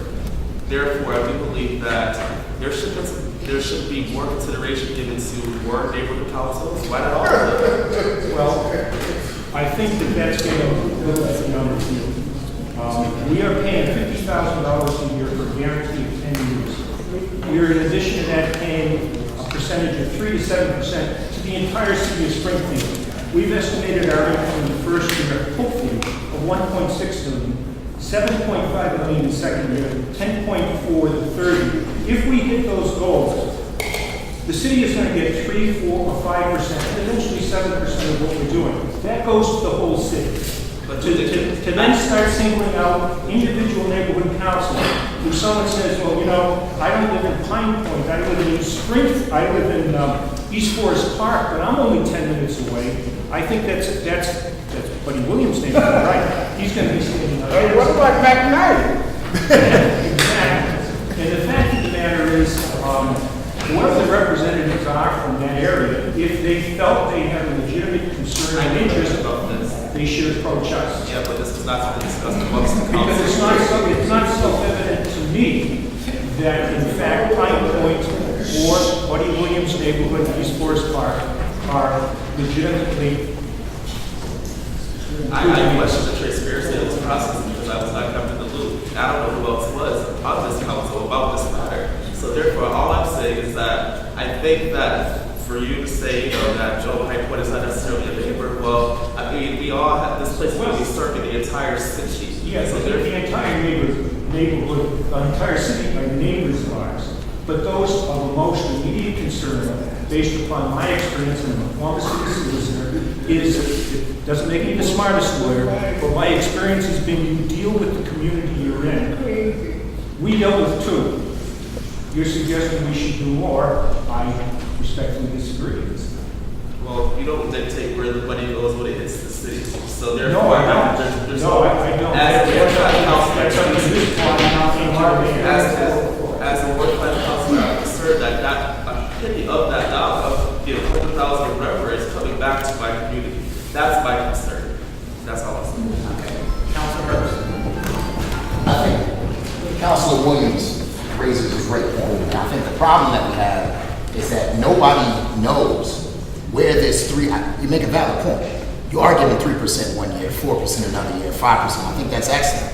But the problem with that is that nobody knows how that money is going to be spent. And if you don't lay it out now, then it'll be too late, certainly for the city council, to have an influence on how that money should be spent. The same thing has happened with MGM in terms of the payments that they promised the city. Everybody's saying, where are they going to? What about my neighborhood? What about my neighborhood? So I completely understand what Councilor Williams is saying, but there are a couple other issues I want to raise, and especially when the Camden Inn. It would seem to me that we should spell out that some of the money goes towards the Camden Inn, or the Dunbar, or Calhoun Park. I mean, or anything else that any other councilor feels as though the city has not made a priority. So it seems to me if we don't do it here, I can assure you that come budget time or come the list of capital projects, the likelihood is high that it's not going to be on those. You can ensure right now that it gets on there. And I think we need to take the time necessary to give the city an opportunity, to give the developers an opportunity to spell out in this host agreement so that we know exactly where this money is going. On top of that, just other issues, 15 full-time jobs. I appreciate that you mentioned 25 to minorities, but I didn't hear anything about Springfield residents. It would seem to me that something should be in there with respect to Springfield residents, and it also shouldn't be about best efforts.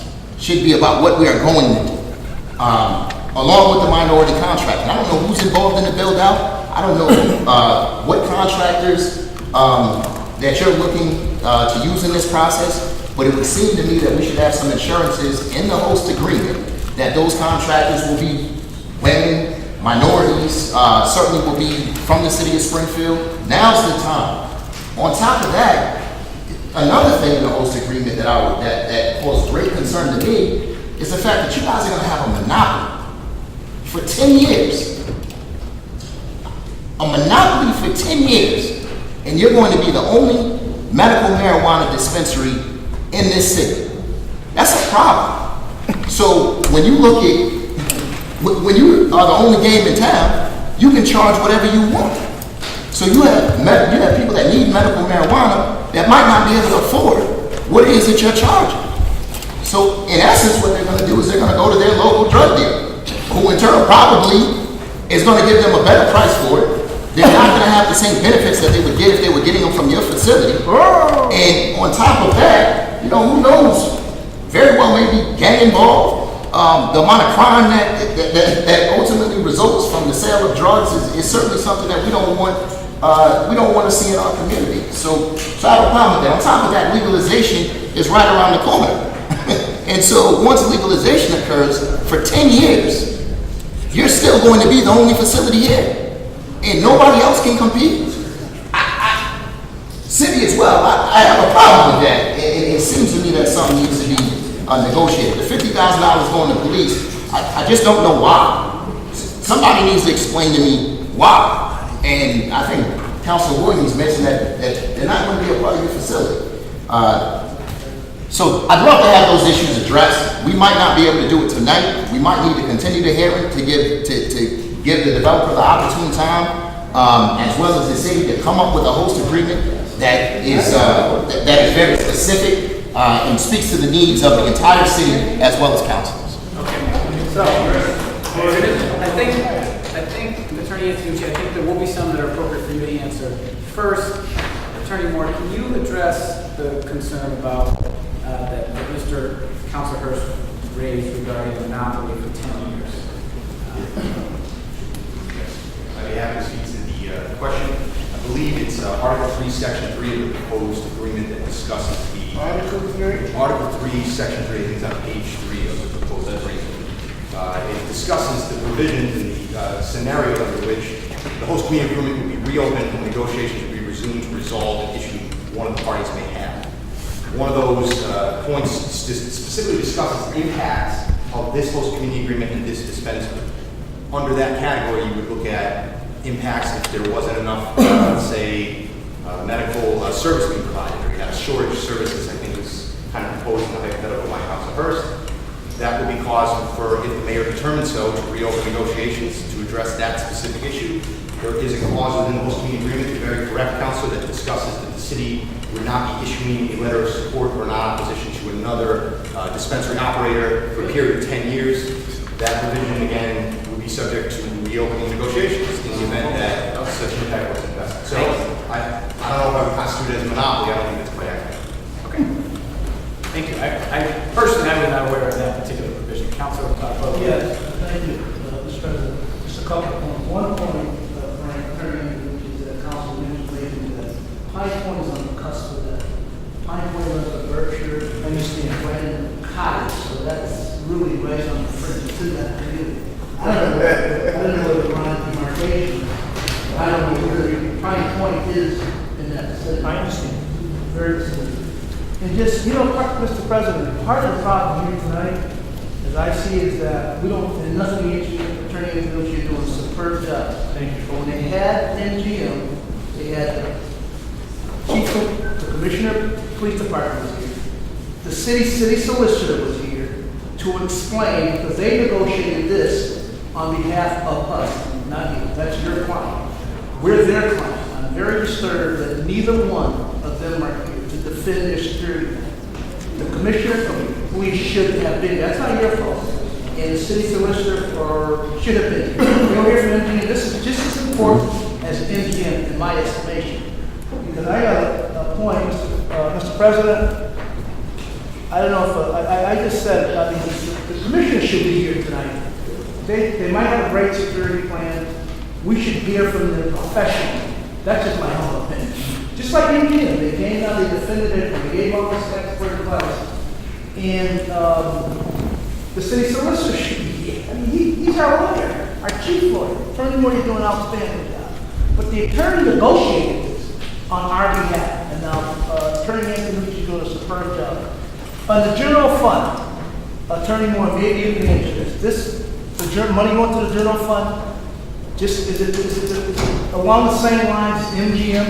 There are two pools of money. One is donation directly to the police department. That's a flat rate of $50,000 annually that continues to the life of the agreement. The other piece is the revenue-based piece. It's a percentage of gross revenue, which you've heard. That percentage is going to the general fund.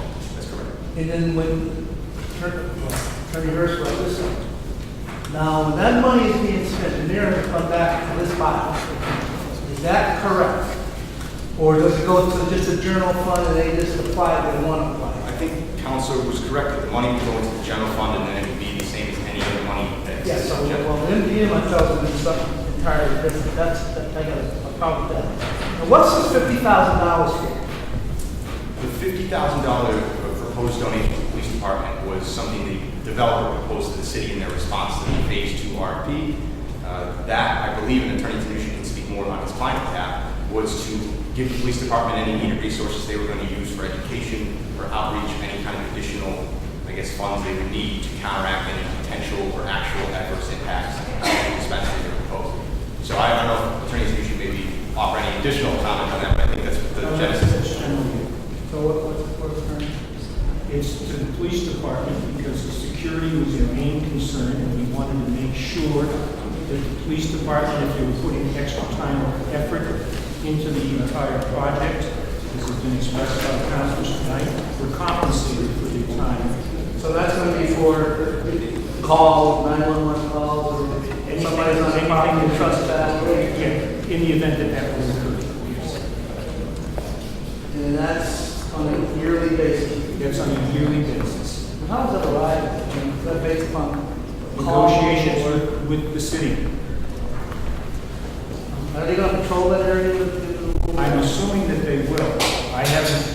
We've given them our security plan. They haven't told us what they intend. Well, the NDM going to get a ton of police there. You're going to get a ton of police over here. That's why we're My concern is, you know, you get all the 16 acres, or the Mason Square, or the North End, I'm gonna have enough police officers. That's not your problem. No, that's one of the reasons why we're supplementing the I was really had a meeting with the police commissioner, something like that. Now, the other thing you said, I do agree with Attorney Harris, in terms of, it says your best effort in terms of high student training. Yes, sir. Yes. Actually, I think you go a little further than that. You gotta get us something. Well, I think Because what, you know, and the other piece, Mr. President, who is the compliance piece for this? Who, does the city have a compliance piece to monitor this, Attorney Moore? Who's gonna watch the in-house? Attorney Moore, may I ask you, please? I mean, they have a great host agreement. Well, it's a special permit contains a condition for full compliance with the host community agreement. So when the monitoring of the special permit occurs, it would be essentially the same monitoring that's taking place for the host community agreement. Who's gonna, come on. I'm not trying to put you on the spot, trust me, attorney, but who is going to monitor this compliance piece of this? Like we have a compliance piece supposedly for MD. You know, you can't have self-reporting. Yeah, I think, Counselor, it would be through the planning department, but the council certainly would have the right at this juncture to. The what department? The planning department. I think. Planning board's going to monitor this? I think the council has the opportunity to add a provision that speaks to that monitoring if it wants. It makes sense that the council had a will towards establishing, you know, that would make sense. Mr. President, we've been pushing for a compliance officer with the mayor for years.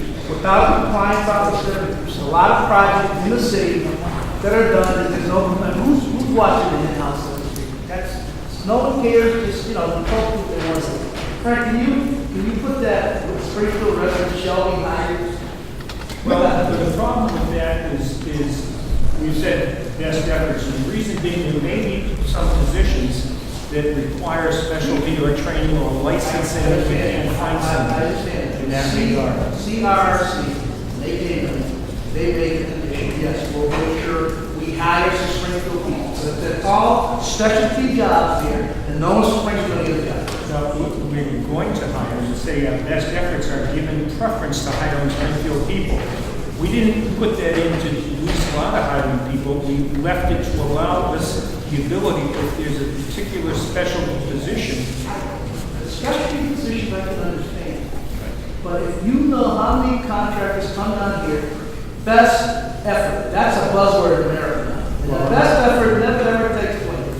Go when you're a gentleman and you use the manly word. I need some language to make sure somebody from Springfield's going to work. City jobs for city people. And the other piece is that the construction of the site in East Hampton. Now, they got minority contractors on that, women, veterans. I don't know that we've even gotten that far at this point to get involved with who's going to be doing that work out there. I can't answer that question. Why your client negotiate with anybody? Talk to any minority contractors? I don't know if he's talking to any contractors at this point other than leasing the equipment, because we wouldn't go forward with any build-outs up there if we don't get by this body. We wouldn't need that. It is. Which came first, chicken or the egg? I'm very concerned about the build-up. To make sure that some contractors from this city are up there working. I know it's a specialty and needs special care. So make sure we got minority contractors, women, veterans, MBEs, WBEs that are going to work. We've heard that at this point we've had individuals from minority contractors go out and look at see the plans for here in Springfield. But again, we haven't progressed as far as this standpoint at this point. So that's a concern. I don't know how we monitor this. I mean, I don't know if Frank been for years, he's an incredible man of integrity. I understand, I recognize that. But to make sure that folks in this city reap the benefits of the construction and the job, we really need to make that happen. So I don't know, use your brilliant legal mind and come up with something. Some language that was said. Yeah, give some like facts that are My question is for Attorney Moore. Attorney Moore, does the city's charter or the state laws allow for this committee as a condition of our approval of this proposal to divert this money away from the general fund to another side fund or something? Unfortunately, with the train coming, MGM and all these other things, when the money goes into the general fund, the city council is locked out of. We just become the rubber stamp or whatever the mayor and how he wants to allocate the use of those funds. Now, it's great that we just have a long debate with a lot of research and effort put in by my colleague over here, Mr. Tim Allen, related to the pensions. Is this also an opportunity where we can divert money to a fund outside of the general fund where the city council gets to be something other than just a rubber stamp? You heard the conversations by my colleagues to the left about the neighborhoods. They talk about Pine Point. Well, if I remember correctly, Bay Street is not very far from this site and is almost in the butter as well. I'm president of the Maple High Six-Corner Neighborhood Council, so I'm not close enough. But those flowers that are on Maple Street hanging from the poles, that's not city money. That's the money that we get from the Neighborhood Council to provide that. So we would like some money. Is there a way, legally, for us to approve this or incorporate it in the host agreement, the money that could be set aside for a different account that would allow us to have a conversation about the money for the camp deal and add on tax? I'm excited to see more money and revenues coming. I've heard from voters and I hear people in this audience and in the community say this is a great need for it. I'm not going to get into my own personal history on the subject, or feelings about how it stands now. But whenever we generate a new source of revenue, time and time again as a counselor, I'm asked, where's all the money going? And sometimes I just can't explain enough for people to have a clear understanding of what it costs to transport kids to the school budget, or how much it costs on new police cars, or the new ambulances services, or anything. So legally, can we incorporate in what we're discussing now a way for this money not to go to the general fund, but go to another fund that we as a council can actually have some influence on how it's spent to benefit the entirety of the city? I think that, it's a good question, Councilor. The money, if we're talking about diverting money that's set forth in the host community agreement, so I guess the 50,000 to the police department would be a partial example of that, then I think the council can specify within, departments in the city that it can make the donations where the developer is agreeable to it to go to specific departments. As far as if they were to go to neighborhood councils, I'm not aware of any provision that allows us to do that. Now, that doesn't necessarily have to go, I just use that as an example of me being wanting to get more money to do things in my specific community of need. What I'm specifically saying, once it goes to the general funds, our statutes don't allow for us to do anything but to approve whatever the expenditure that the mayor wants to put forward. From my history on, we can't create expenditures. Remember, we couldn't hire a lawyer for their finance. We can't do anything that causes an expenditure. But if this money can be diverted, if it's maybe even just a percentage of the 3%, 4%, 7% can be diverted somewhere so that we can have a portion of it go toward pensions, another portion go to fixing the camp deal. We can put the spray parts when the mayor says we can't own the spray parts or whatever. We can have some discretion about how that money is being spent. And it doesn't have to be the entirety of what is generated by the use by the granting of this permit. But is there a way for us to write that into this legislation now? I think to the extent that you're specific and you had donations spelled out, you're talking about a percentage of that gross revenue percentage. You want to be very specific. You're going to take that out and try to put the money in whichever specific department you're looking for. Obviously, great to go to the police department. I applaud $50,000 going to the police. Maybe it should be even more. But I'd love to hear what my colleagues think about the possibility of a $500,000 of the 3% or the 7% or whatever being diverted into any department that would benefit the city and those who may not partake of the use of marijuana medically. I think also having the finance department in on that kind of discussion would be beneficial as well. So they've been a part of this type of discussion in the past. So maybe the possibility, because part of what the concern is that unfortunately, the gentlemen who were organizing this, they were very courteous to spend some time with me personally and have a conversation, and I believe they did that to many of my colleagues. There were other companies who also did the same, at least one other company who did the same thing. But this is our first chance to bite at the apple because we weren't invited by the powers that be to sit in and to go through this process. they created a host agreement, and now we're expected to approve it. But these are things where if we had been invited in from the very beginning, we probably have lots less questions now to be answered. It's unfortunate that it's as serious as important as this decision is. The majority of people at home tonight haven't heard anything you've said tonight. They're watching us move our mouths, but they don't know what we're talking about. And yet you know, are supporters of this project. See, you're not hearing anybody in the council say they're not voting for it, but this is too important. And for them, the people at home who normally would be listening to myself and colleagues speak, they're not hearing anything that's being said. So I can assure you, at least, you know, I'm going to be voting for this, but I do have some reservations and some concerns and some things that need to be answered. Specifically, I'm concerned about, we created another revenue source for streets in the city of Springfield. Regardless of what it's from, that money needs to be spent to the benefit of the people. And not necessarily just the police department getting 50,000. You know, maybe they should get 100,000. But there's other things that are important in other neighborhoods that need added police services as well. And I mean, that's just so maybe you can answer that. And Councilor Edwards, to follow up on Attorney Moore's point, the agreement as presented by the executive branch, the mayor, is presented in its form as it was submitted in minute draft. We can make amendments to it, but the mayor can then choose whether or not, and the applicant can then choose whether or not they still want to sign it. So that's how it works. If we want to make amendments to it, we can.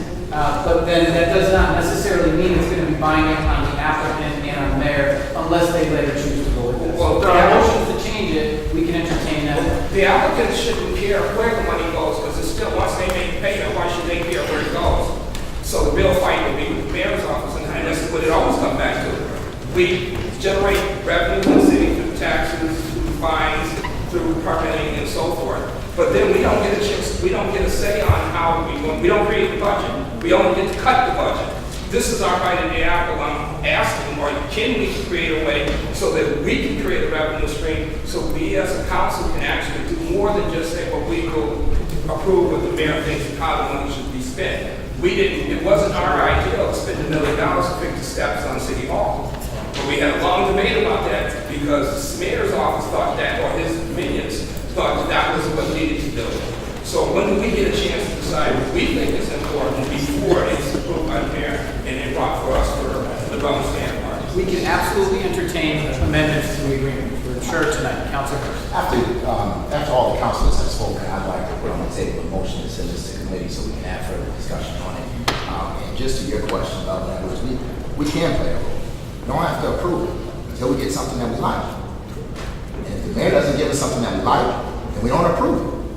It's that simple. And it would be great for us to have our attorney at the table, outside of Attorney Moore, who I imagine is working for the city right now. But it would be great if we could have a city council attorney. I think that might be you, Ms. Days, at the table as well. I'm not 100% sure, but I think you guys both are employees of the city. But we certainly need somebody neutral at the table to advocate for our best interests, or for the city's best interests. City council.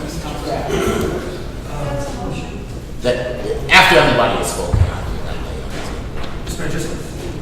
President, just really briefly, I certainly respect all my colleagues' opinions and their doing their due diligence and all the intricacies that go into that. But I just think we should be mindful. In the meantime, as has been suggested, there are really people suffering that are looking to us to say, make a decision, because their lives are alive and their well-being relies on it. So I get the arguments that we're making, I appreciate them, but let's be mindful too that people are looking for us to make a decision. I think the other thing that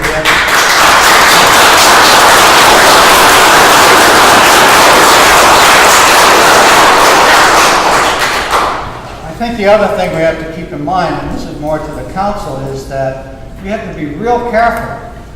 We have adopted ward representation. But if you go back in the history of Springfield, at one time there was ward representation before. One of the reasons that the city did away with it is because all of a sudden government wasn't functioning. Because it came down to the point, if you don't do something for my ward, I don't do something for you. And we can't operate that way.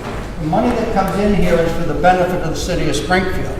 And we can't break down into a group of people that, you know, there's 6 or 7 of us that are gonna say, well, if you scratch my back, I'll scratch yours, but if I don't get what I want, nobody's getting anything. We've got an issue here that affects the entire population of the city of Springfield, and we have to look at it that way. We can't get into, well, you know, I need a little more grass in my park, and I need something over here before we do anything. This is one city, and it's one concern that is here. And so we need to get off of this business of, you know, do something for me before I'll do something for you. So I think we have to revisit this. And I don't think the charter allows us to start determining how the money's going to get spent that comes into the city anyways.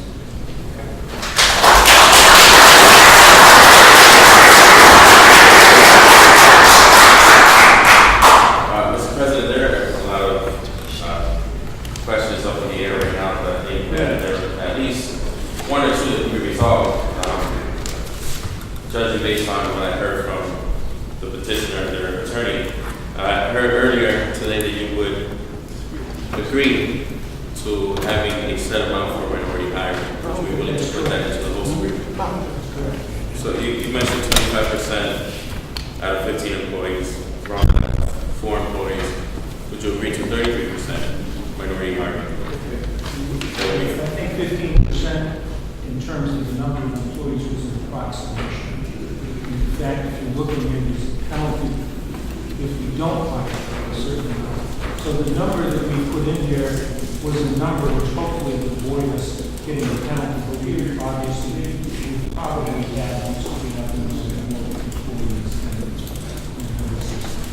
Would you feel comfortable agreeing to 33% minority hiring from those full-time positions?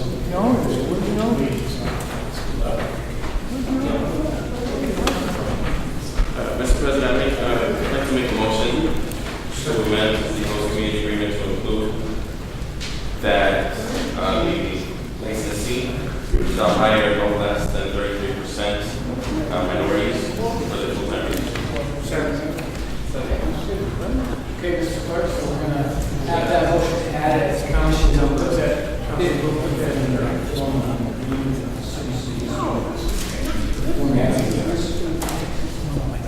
Okay, excuse me, for purposes of clarity, what we're going to do is, we're going to construe Council Ramos's motion as to add paragraph 15 to the agreement. And it will read that the applicant shall hire not less than 33% minorities. What are veterans?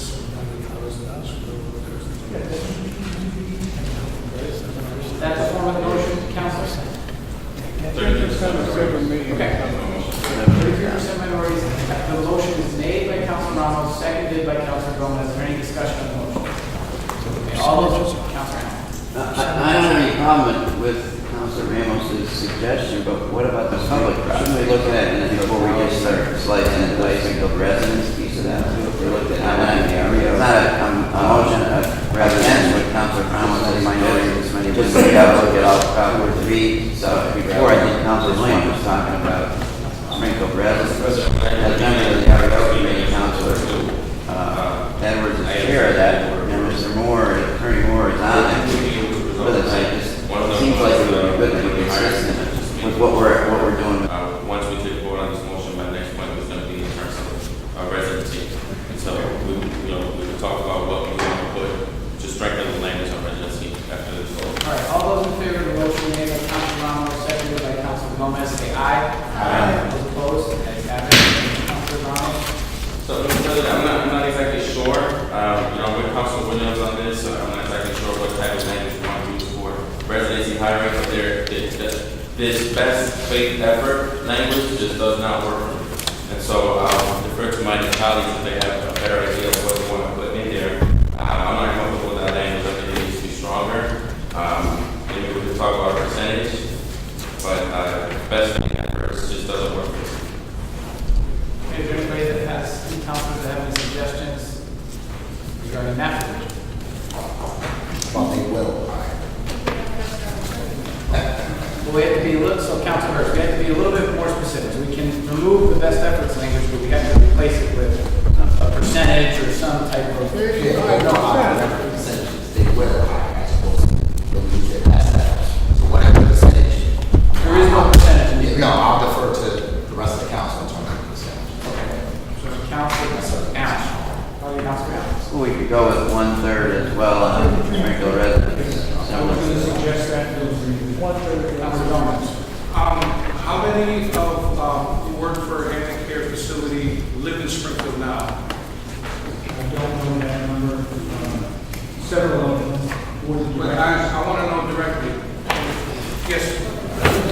You know, how many of them are employed there now? Right now, as you speak, how many are employed right now? Say it again? No one's employed. Nobody's employed. So on your board of directors, you got the board of directors, right? Yes. Okay, how many of them live in Springfield? Roughly maybe four. So how many sit on this board?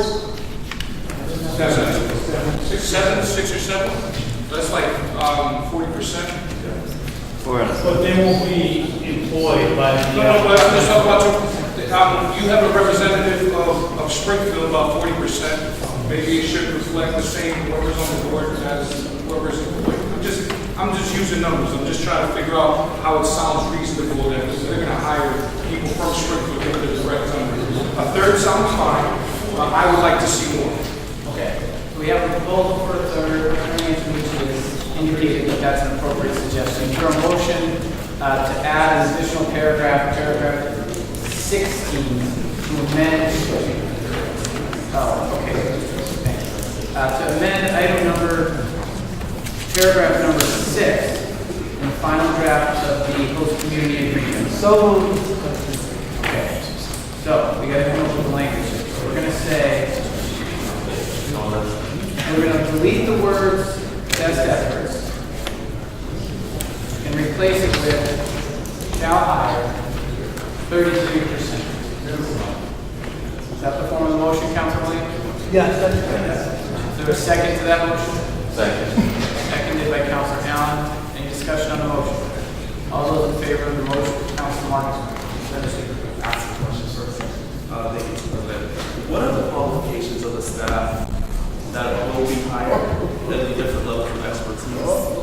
I'm not involved in the human resources end of it. Is it all? Once you graduate high school, you can pull out an application to work here, or is there a certain level of expertise needed? There is a certain level of expertise needed, depending on the position, but we will be offering training.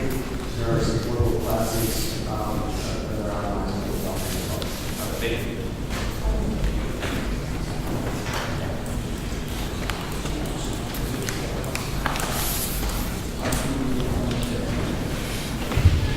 Okay, I'm going to read the form of Councilor Williams' motion for purposes of clarification.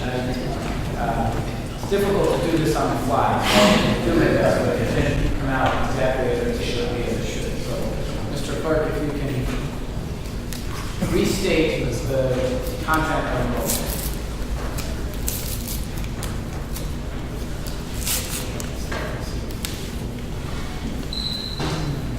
The motion is to delete the last section of paragraph 6 and replace as additional Hampton Care shall hire that 30% of Hampton Care employees shall be Springfield. Formal motion, Councilman? Yes. Okay, for a second. Seconded by Councilor Gomez. Any discussion on the motion? All those in favor of the motion say aye. Aye. Those opposed? Motion is adopted. Councilor Gomez. Thank you, Mr. President. I want to tell you, you're doing an outstanding job. Folks, like I said, you know, the mayor took 6 months to negotiate this.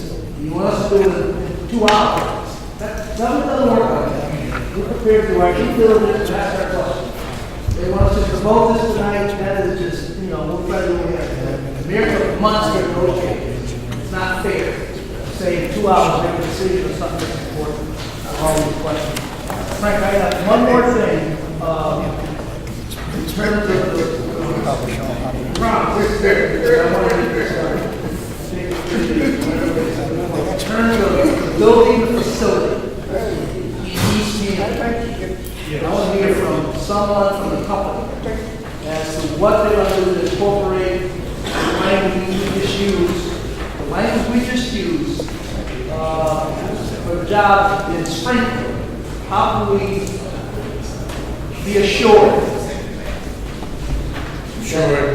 that there'll be minority participation in the building out of the facility in East Hampton, Massachusetts? That's my question. East Hampton? That's what's going to be built at. It's where they grow.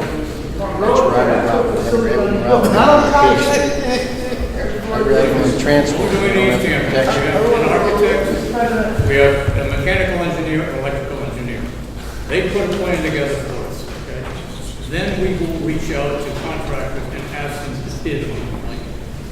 That is the process that we intend to use. I get that, I understand that. Now, I don't know, particularly, people we talk with, what percentage of their workers are. Boston has a word they use. Mirmanino started it, God rest his soul. It was called linkage. When they did a project through Springfield, contractors from Boston benefited, and people from Boston benefited. They figured it out. You guys are very smart guys. I know you got to put the bid out, you got to do the architect, I understand all that. I want somebody from Springfield to be involved in that building of that facility. That's up to you, I'm not putting the gun to your head. You're very smart people.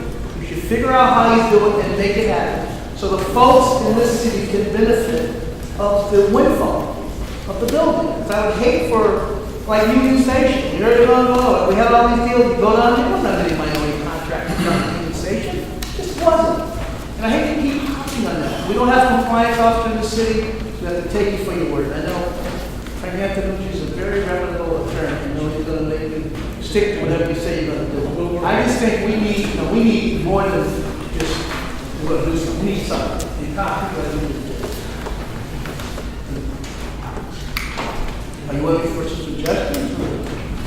I have to take also consideration what East Hampton wants too, because they have certain things that they expect of us also. So I have to take into consideration East Hampton's point of view as well as your point of view. I understand. Project.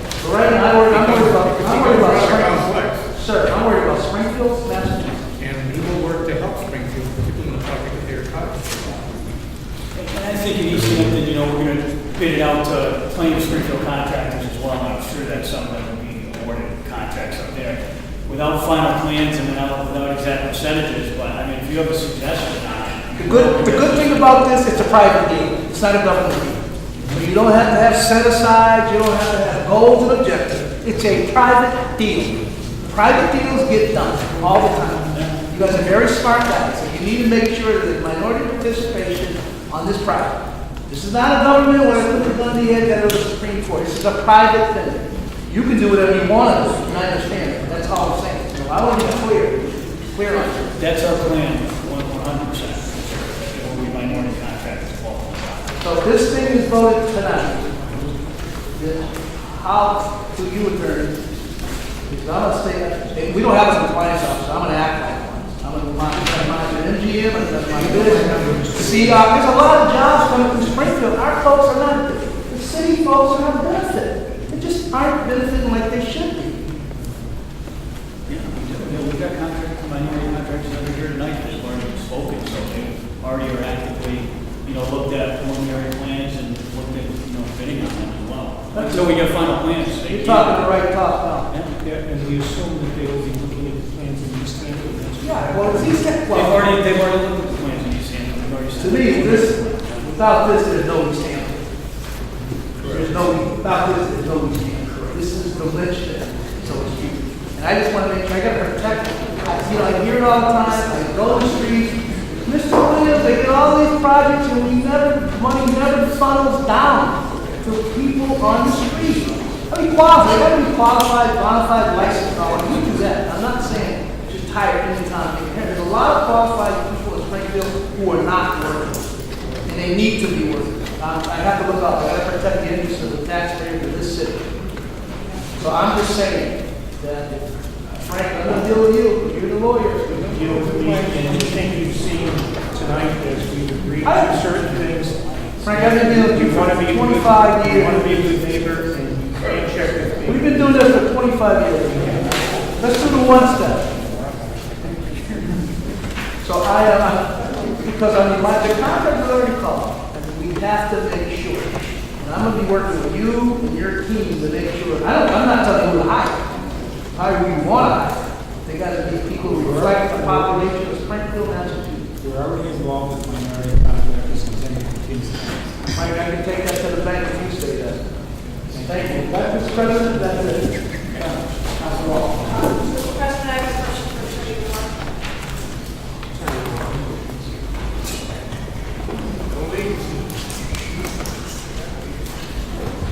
Attorney Moore, I've heard a lot of the testimony tonight, and the council certainly has raised valid questions and concerns and have issues. So I think it would be to our benefit, and I do not see it in the host agreement at all, to have language that calls for a review of the project, of some of the issues people are addressing, residency, highway, and security after a year. Would that be appropriate in the host agreement to add that language? I think, Counselor, if the council wanted to put that in there, they certainly could. It's a provision where you're, I guess, essentially talking about like a status update after a certain period of time where the developer had a chance to get off the ground with the business and have all start to finish and see if, I guess, see if compliance is being achieved. That's certainly something that if the developer would be willing to accept that term within the agreement, the council would have the right to add that provision. Certainly. Would the developer be agreeable to that? We intend to do what we said we would do, what we agreed to tonight, and we wouldn't have a problem. I would only point out that we probably won't be truly operational until 2017. So if we were to come back a year from today, we may not be at the point where we could show the numbers. After a year of operation. Sure. Yes, but I would like it to be in the language. So I would like to make a motion that we include in the host community agreement that there will be a review of the issues raised by the members of the council tonight on compliance, on security, on hiring, or anything else that may come up in the discussion tonight, particularly as the point was brought up that this is going to be the only game in town. There is not going to be another facility that does this. So we're being asked to approve it. And I think it's reasonable that after a year of your occupation, Second. we get an opportunity to make sure you do what you, not that I don't think you would not do what you're saying you do, but we've all heard that song and dance before that we'll do what we said we would. May I suggest our first payment is due on, to the city is due on December 31st, 2018. We've operated for a year. Sometime in that time frame, we can go back. Yeah. Yeah, I think that's fair, Excellent. and that's reasonable.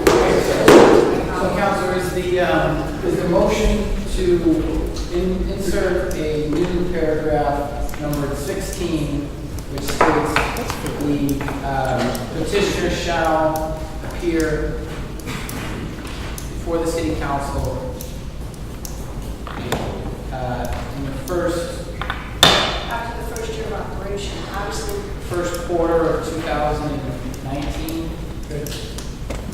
agreeable That's the language. first 3 months of 2019, right? And the first report is due New Year's Eve of 18, that's within the time frame, to review status of the development. Okay. So that motion is made by Councilor Walsh. Is there a second to that motion? I would not suggest that we meet on New Year's Eve. No, that's why we give ourselves a quarter. So we have until They have not been. the end of March. So motion made by Councilor Walsh, seconded by Councilor Ramos. Clerk, the motion.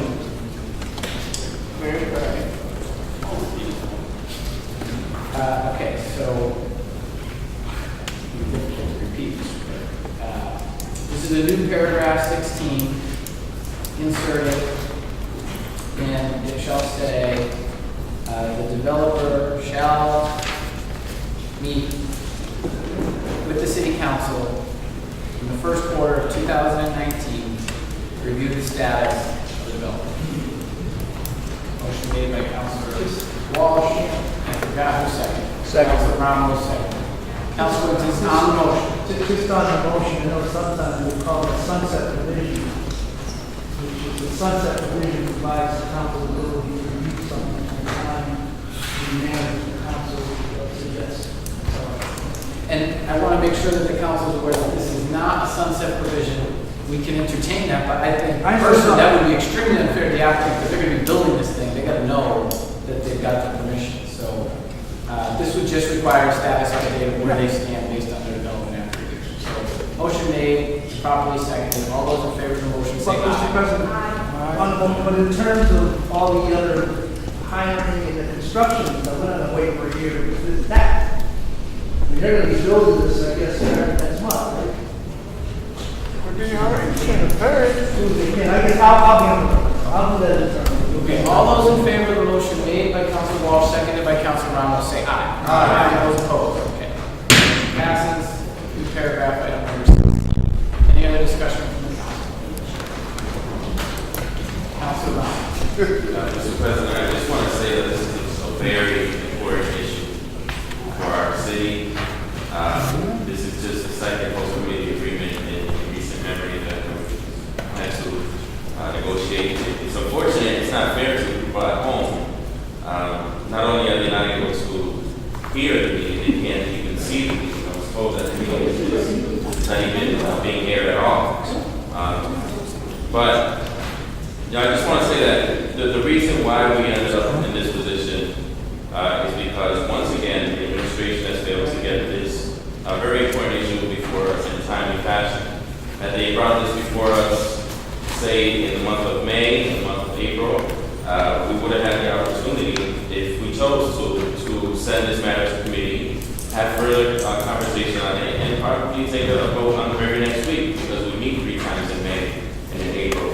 Unfortunately, that's not the case. We're here tonight with this fairly lengthy post-committee agreement before us with a lot of moving parts. And we have the opportunity to either, for the choice to either vote on it tonight, or if we chose to send it to committee, it's going to be another month before we have it before us because we don't meet as frequently in the summertime.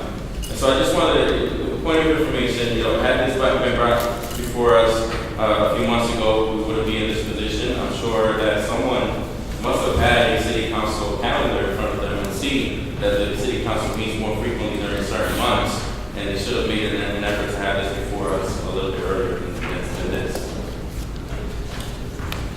I will say that the applicant did have a petition for special permit into us well over a month ago. That was delayed because we were waiting for the negotiation between the city and the developer to be ironed out. And the developer and I and others agreed that it made sense to do these 2 things on the same night. So I understand it's unfortunate that we won't meet for another month, but that's the time of year that we find ourselves in. Okay, any other comments or motions from the council? Councilor I mean, we're caught between the urgency that many people here feel that exists on this issue, so we can get this thing started, and due process in here. And I'm not sure we've located or we've identified 3 different problems: where the money goes, what the hiring is, and I don't know what the 3rd problem is. We seem to have dealt with the hiring. We haven't dealt with the where the money goes issue.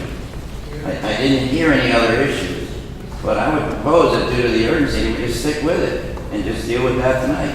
And the urgency factor is that important for people's health and pain relief, etc. And let's just stay with it.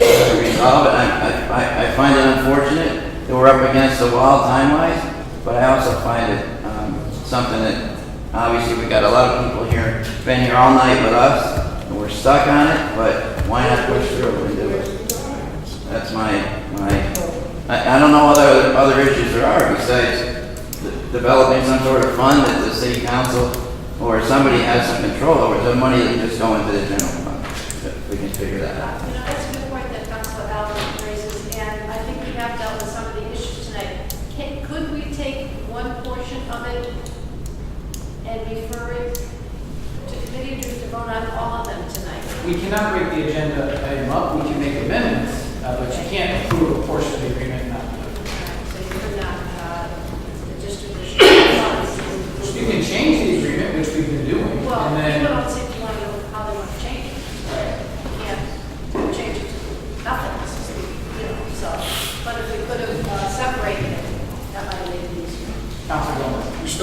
what's in front of us. We still have the special permits vote, and then we also have a host of community vote. So is it wrong for us to take we're not saying, a lot of us have spoken in favor, saying that this is a great idea.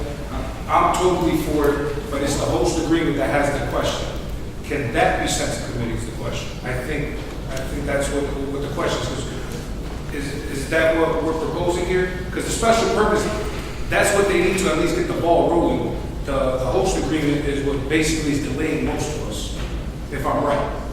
And, you know, I have some other stuff that I want to speak on, but, you know, realistically, this type of business is $1 billion business, all right?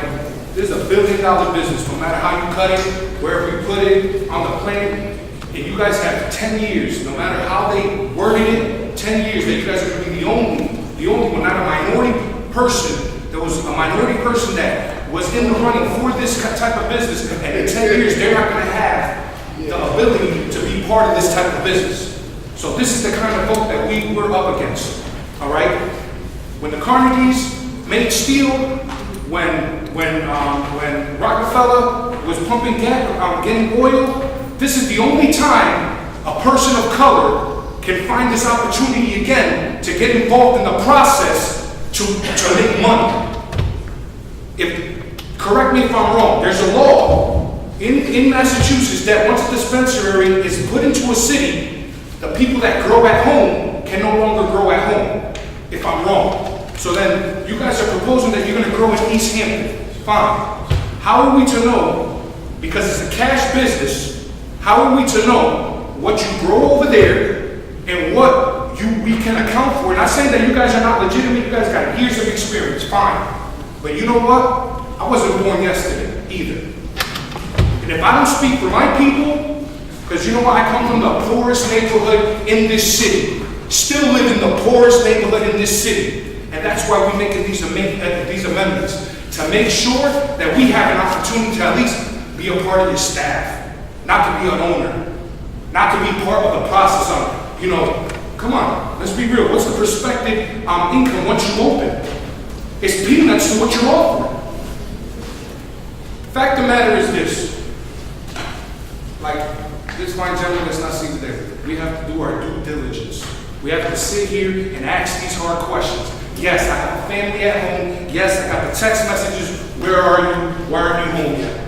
Everybody wants to go home, but you know what? Where the money comes from and where the money's going is super important for my constituents. And trust me, even if I vote for this, it might even deaden me because half of them are all people that aren't involved. They're faith-based. So there's a lot on the line here. There's a lot on the line here. My father has PTSD. I don't have a problem with saying that we've been self-medicating ourselves for years. And this is something that has to come here. And the laws change. The laws change. I was a product of going to jail because we had to self-medicate, and I have a problem dealing with that. This is bigger than what you guys all think about. There's people, like he said, his wife died. You know, this is something they need. But when it comes to the business of it, not the medication, when it comes to the business of it and giving opportunity to other business owners to be able to operate alongside with you, I think it's fantastic that you guys have got an opportunity. Congratulations that you guys are going to be the first ones. But doesn't mean that I'm going to wait 10 years for another brother or another sister to come in here and be able to create another dispensary. Plain and simple. The jig is up. This goes to the city, this goes to everybody. It is not fair. The process, you guys did a fantastic. You guys won. You're number one. But you know what? We're going to ask you questions until there is no more questions to be heard. Just know this might get sent to committee. There's a lot of us that have a lot of questions and the reasons why. And understand that we're not against you guys. We know you guys need it. Trust me, I know. But the fact of the matter is we need to ask these right questions now because I've been trying to hold a subcommittee meeting on this for 3 months. For 3 months, I'm the chairman of Health and Human Services. I haven't had a meeting until they told me I couldn't hold a meeting until that I got this host agreement. You know when I got it? Last Thursday. I'm just frustrated. It's not your problem. But it's something that we need to address. We need to stand up for our residents, to stand up and make sure that the profits and everything that the agreement is, fantastic. We need public safety. 50,000, fantastic. But when it goes into the general fund, and when I asked, Calhoun, can you just cut the T-ball? Can you cut it around? You know what they gave me? Four little holes. Come down to my neighborhood and I'll tell you how we're living. Okay, thank you, Councilor Gomez. That was a passionate response for a motion to committee. Is there one? No, it has not been a motion made to refer this matter to committee. Is there a motion to refer? Yes. So moved. Okay. So there's a motion by Council Hurst to refer the matter to committee. Both items. We can't do the second. No, we can't. Okay, I'm sorry. We'll do the one that we're on, and then we'll take the second one up after. Councilor Ramos on the motion. Mr. President, a couple of things. If this item is sent to committee, number one, I just wonder, to Councilor Gomez's point, if we can take the vote on the special permit tonight and send the post-committee agreement to committee. I think that would give some people some comfort as to where this project is going. The second thing is, if it is sent to committee, Mr. President, I'd like to ask that we specify the major items that we are to discuss in committee. If I were to make some recommendations, I think to Councilor Gomez and Councilor Hurst's point, the terms of the 10 years should be one of those matters that is discussed in committee. And the second point is where the money is actually going to go, and get some answers on Councilor Edwards' suggestion on whether or not we can divert some of this money elsewhere, where the city council can have a little bit of say-so on where it goes. And I just wonder if we want to specify the matters that will be discussed in committee so that we can come to a conclusion in committee and bring it forward without delay, Mr. President. And could there be a timeline when that committee might meet? So the motion is to refer the matter to committee. If in the course of discussion on the motion, the council would like to specify and give some direction to the chair of that committee what the discussion should entail, we're certainly able to do that. So if we'd like to start with some topics that you think need to be addressed in the subcommittee before voting on the motion. Sure, Mr. President, I'd like to clarify. I'd like to ask the council to make that motion to amend it and specify the matters that should be discussed in committee. Assuming this will go under my committee, economic development. It will not. It will go under health and human services. Okay. So I would like to specify. I would like to pass the councilman motion to specify the matters that should be discussed in the Health and Human Services Committee. So it include the amount of years, section 2 on the host community agreement, on the 10 years, and the second one is actually also part of section 2, the terms of the host community agreement, the amount of the percentage that the city is going to get, and where we can specifically direct that money. Does that, if we specify the items, does it limit what we're able to talk about in the subcommittee? No. So we can talk about anything else? That's correct, yes. All right, thank So you. are you willing to withdraw your motion and revise it as Councilor Ramos has recommended? I didn't second it. I haven't asked for a second. It's not going to bind. So, Councilor, are you willing to withdraw your motion and rephrase it as Councilor Ramos has suggested, or does your motion stand as written? I'm not so sure. My motion allows you to cover everything. And So you can decide in committee, we can think about it, which is, I think, the biggest thing that we need to do right now. Everybody wants to do things hastily. This is a big decision, especially when you're talking about spelling out where the money goes. Why come up with an exhaustive list now, when the reality is nobody's going to think of everything? Now, I hear to your point, if we can add more items, that's fine, and discuss more items, that's fine. I will withdraw my motion, but I think we're overthinking it a little bit. Okay, so Councilor Hurst stands by his motion. Councilor Ramos, do you think it's sufficient that you have raised the issue that you'd like Chairman Gomez to address in the committee and have confidence that he will address them even though it's not part of the motion? Yes, Mr. President. Any other councilors on the motion to committee? Mr. President, you withdrew it. Councilor Hurst, did you withdraw your motion? No, I said I will. Okay, that's what I thought. Just wanted to be sure. Councilor Hurst. Mr. President, just a point of information to the petitioner, Mr. Attorney General. How far along are you in the process with the state? If this was to go to committee, You'll be ready to file with the state immediately. are you at level 1, 2, or 3 with the state? Level 3. We're at the citing application level. Yeah, So final step would be site review? that's correct, yeah, architectural review would be the next step. Is are there still only 5 permits being issued to each county? Do you know if that's accurate? No, it's open now. It's open. They can issue as many as they like. Okay, all right. Thank you. Okay. Is there a second to Councilor Hurst's motion to second? Seconded by Councilor Evans. Councilor Wall. Yes, I would like to know the impact of the amendments that we made tonight to the host agreement. Amendments remain in effect. Amendments remain in effect. The committee will entertain the host community agreement as amended. Okay. So the question that was raised about voting on the special permit and the host agreement, can they be separate? They are separate. So after we dispose of the host community agreement, we will revisit and go back to the hearing, which was continued on the special permit application. Okay, so We can decide to dispose of it tonight, or again, it could be delayed, based on the will of the council. Any other councilors on the motion to refer this matter to committee?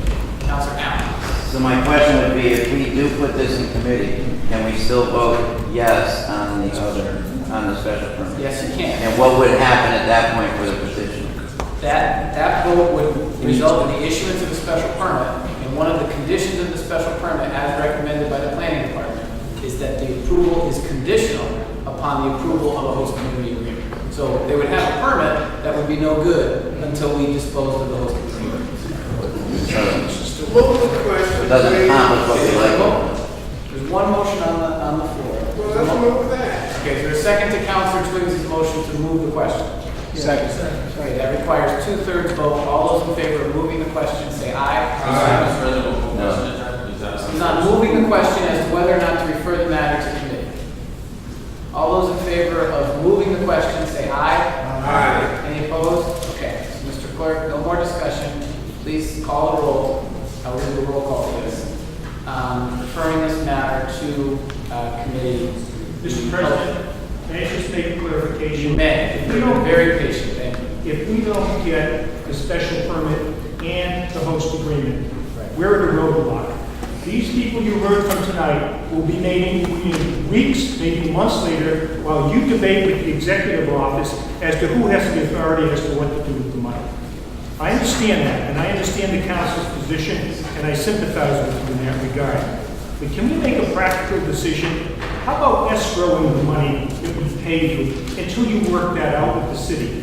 That gets us, allows us to move forward. And Councilor Hurst asked several pointed questions, and I didn't get a chance to answer. One of them, you were concerned about the price and the monopoly. In our financial summary that we submitted to the city, we set the prices. And we set the prices to be in line with, so to speak,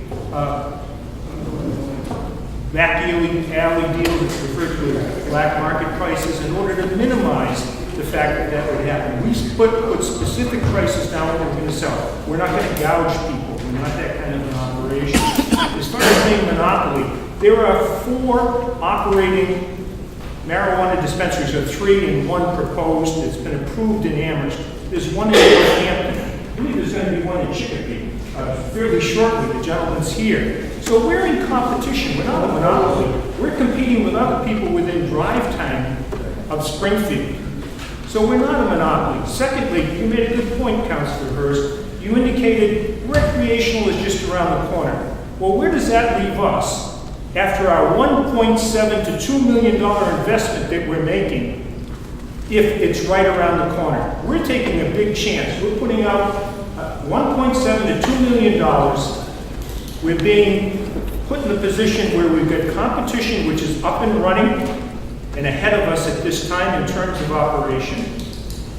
And we're facing the fact that, you pick up the papers and you read that now we're going to make it recreational. We'll be competing with Buckeyes down the south end, and every other tobacco shop is going to be looking for licenses. And they're going to eventually get vetted and come into the process. So that 10 years could be a very dissolvable guarantee that we have at that time. That's why there's a provision in there to renegotiate. Because obviously whatever value we have goes away if there's 3 or 4 other recreational people selling in this area. We're coming in and we're taking a chance. We are called entrepreneurs. A big time money investment for a big time benefit to the city of Springfield. And you can put it into committee and you can talk about it till the cows come home as to whether the executive branch of the council has the authority to negotiate this deal. I don't know the answer to that question, and I think someone said we could care less where the money goes. We're going to pay the money. What the city does with it is up to the city. But why should these people be held hostage for another 60 days? You can have all the good intentions about getting this thing done really quickly. But let's face it, we're heading into July, August, council doesn't meet, people are on vacation, these people are on vacation, I might even take a vacation.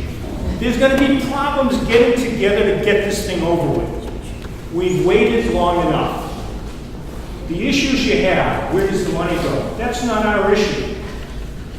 That's not our issue. That's the council and the executive authority, and maybe that's something you guys got to litigate, or you got to sit down with the mayor and work out. But again, why should these people be held hostage to a political issue of that nature?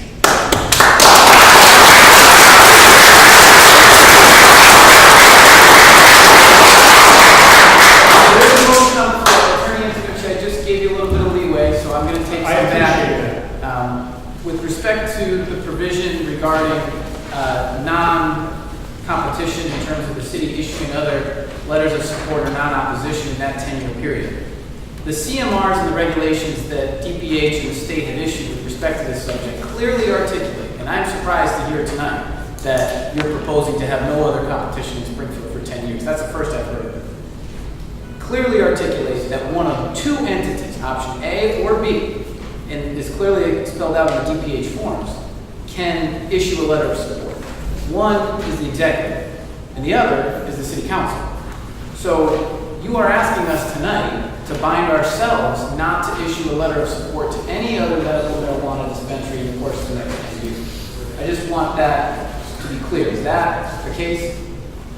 Yeah, that's the case, Your Honor. And I understand that, you know, you have stipulated and spoke very eloquently about how that is a matter that should be negotiated with the executive, and you don't want to get involved in the discrepancies between the legislative branch and the executive. I can respect that. However, when you're asking us to give up our own authority that we're given under the state law and the CMRs for the next 10 years, and you present it with us tonight, I think that that is something that, at the very least, all the rest of the subjects aside, ought to have been discussed with particular detail with this body. So, with that, I just wanted the council to have that information, have the benefit of that background regarding exactly the process that the state set up for how those letters of support can be issued. It's not just the executive that can issue. We have the authority to issue. So, with that said, there is a motion on the floor to refer the matter to committee. It has been properly, has it been properly seconded? It has been properly seconded. This matter, if referred to committee, would go to the Health and Human Services Committee chaired by Councilor Gomez. Motion to call the question passed unanimously. Mr. Clerk, please call the question. On the motion, Councilor Hurst. This is 2 sentences of committee, correct? On the motion to send this item to the Health and Human Services Subcommittee, Councilor Hurst. Yes. Councilor Shea. No. No. Councilor Twiggs. Absent. Councilor Twiggs. Councilor Twigg. To send it to committee. Yes. Oh, no. Councilor Twiggs, no. Councilor Rapp. No. No. Councilor Rowe. No. No. Councilor Bud Williams. Yeah. Yes. Councilor Reynolds. Yes. Yes. Councilor Marcus Williams. Yes. Yes. Councilor Gomez. Yes. Yes. Councilor Ash. No. No. Councilor Edwards. Yes. Yes. Councilor Walsh. Yes. Yes. Councilor Benton. Yes, when sufficient, matter is referred to the Health and Human Services Committee. Mr. Clerk, let's return to item number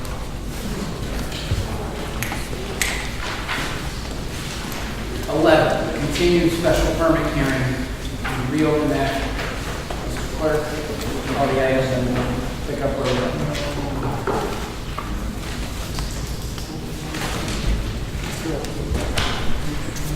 Item number 11 is an application for a special permit for a medical marijuana dispensary at 506 Cottage.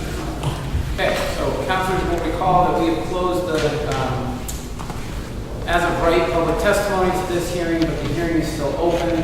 We've heard from the petitioner and the proponents. There were no opponents in attendance. Are there any questions that the council has for the applicant? I'd like to call the question. Okay, there's a motion to call the question made by Councilor Walsh. Seconded by Councilor Twiggs. All those in, Councilor Hurst, on the motion.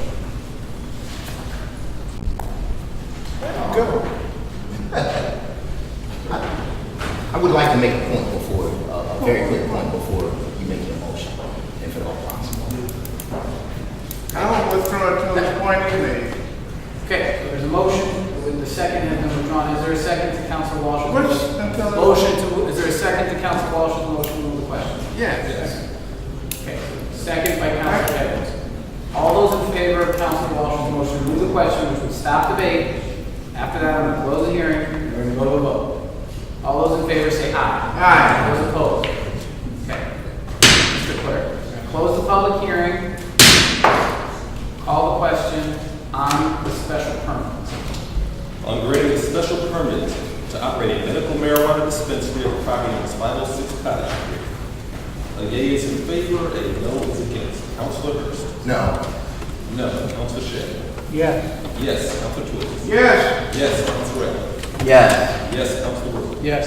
Yes. Councilor Butler. Yes. Councilor Rivers. Yes. Yes. Councilor Marcus. Yes. Yes. Councilor Gomez. Yes. Yes. Councilor Ray. Yes. Yes. Councilor Rivers. Yes. Yes. Councilor Wood. Yes. Yes. Councilor Ray. Yes, more insufficient. Councilor Hurst on the reason.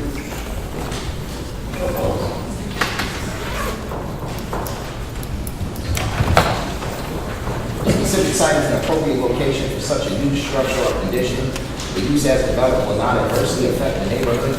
Adequate and appropriate facilities will be provided for the proper operation of the proposed use to incorporate the planning staff analysis into the decision and the basis of the findings. Okay, all those in favor of the condition say aye. Aye. Those opposed, that's happened. Special permit is issued. Is there a motion for a 3-minute recess?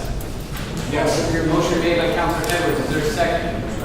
Seconded by Councilor Gomez. All those in favor of a 3-minute recess say aye. Aye. Opposed, that's happened. Close, meeting back in session.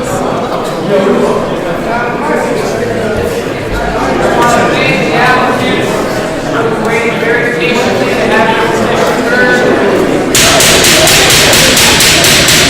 Have some quiet in the chamber.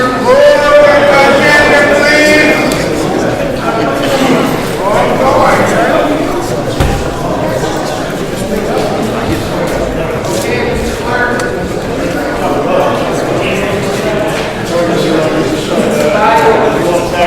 Stand in session.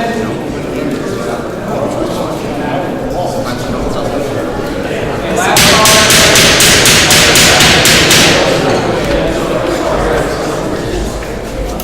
Okay, Mr. Clerk, we are back in session. Folks, please conclude your conversations and take them outside of the hall. Thank you.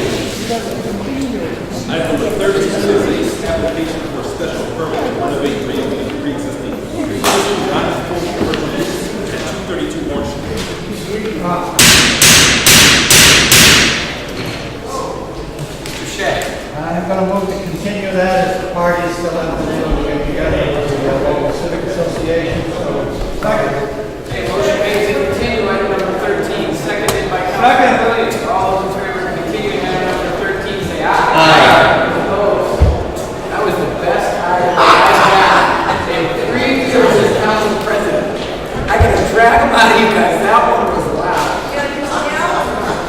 Item number 14, Mr. Clerk. Item number 14 is an application for a special permit for motor vehicle sales at the property of 145 Orange.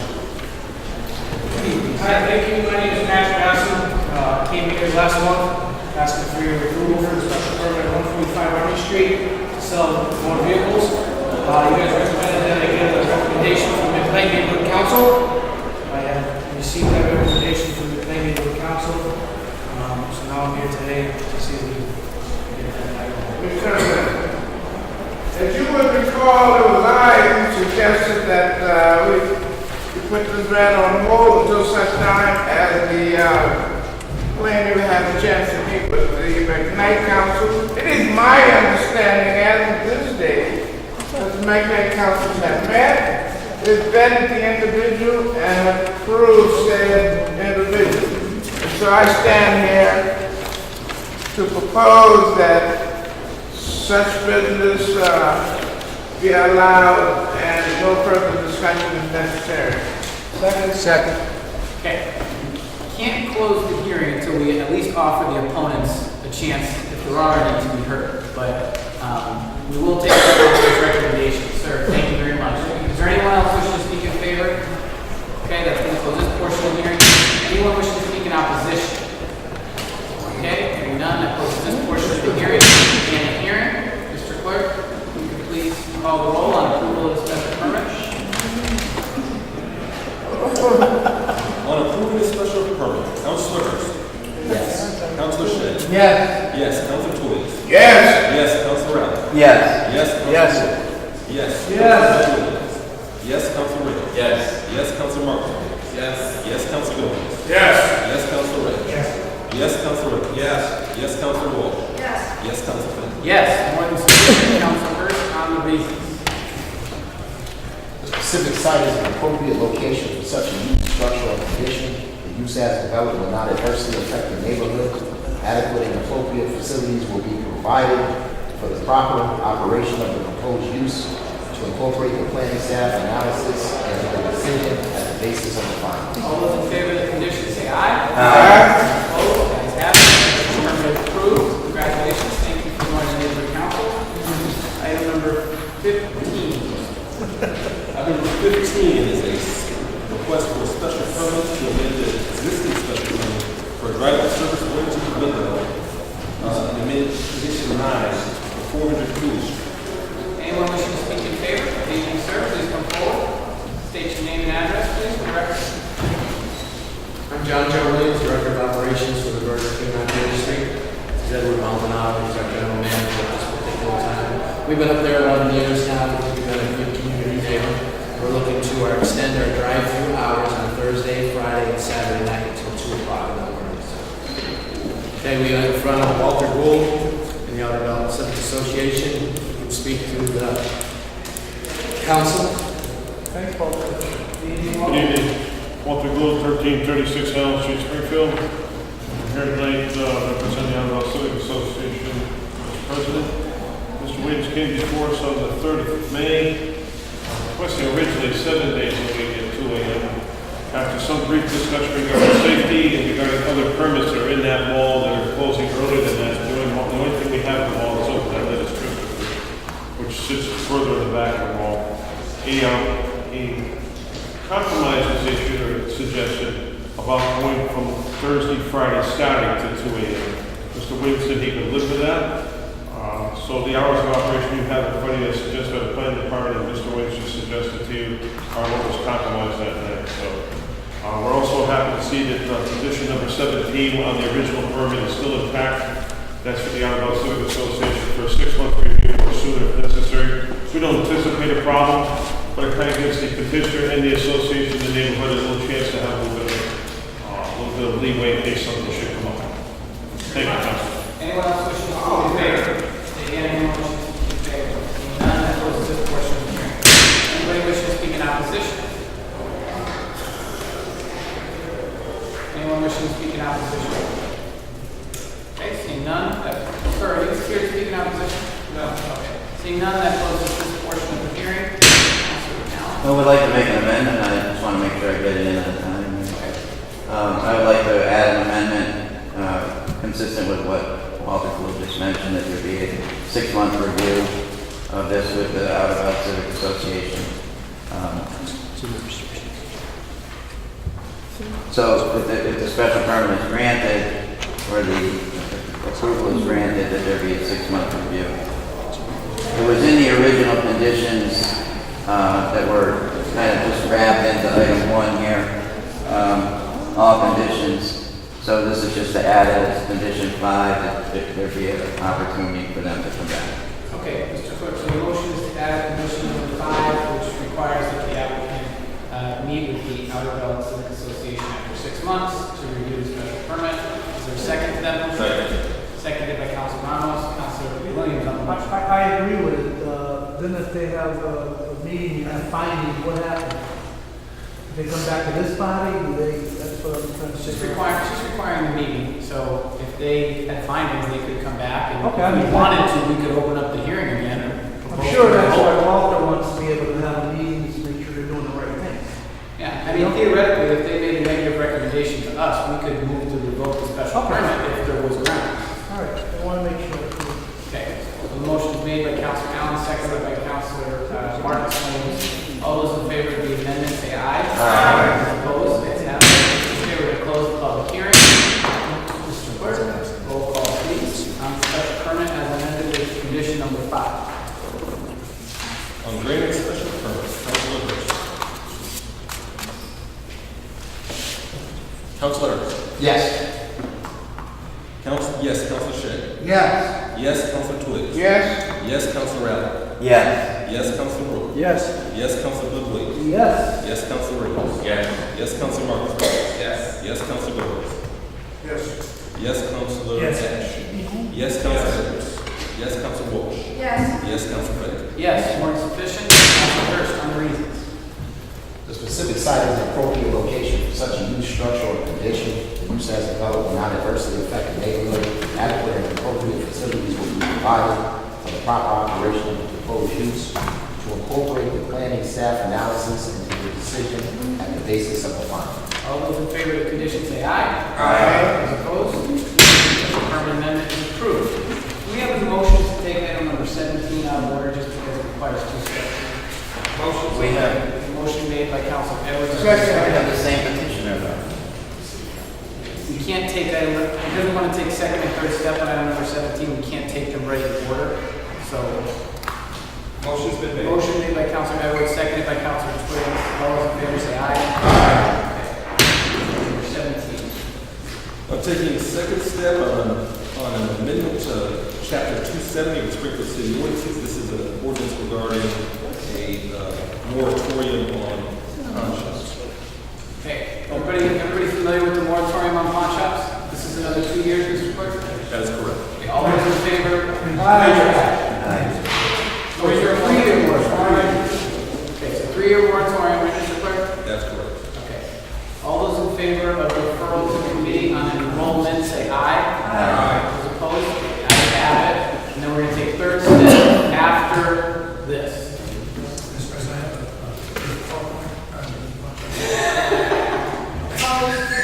have Councilor Ash's PowerPoint. Item number 16 is an application for a special permit to operate a drive-through service window at the property known as SS Boston Road. Somebody wishing to speak in favor. Come forward, please.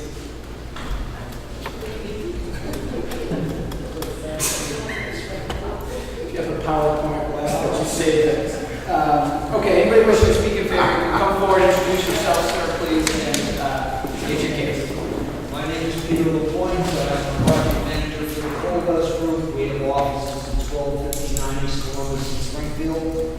We acquired 727 Boston Road. It was a Wendy's site, about 1.6 acres.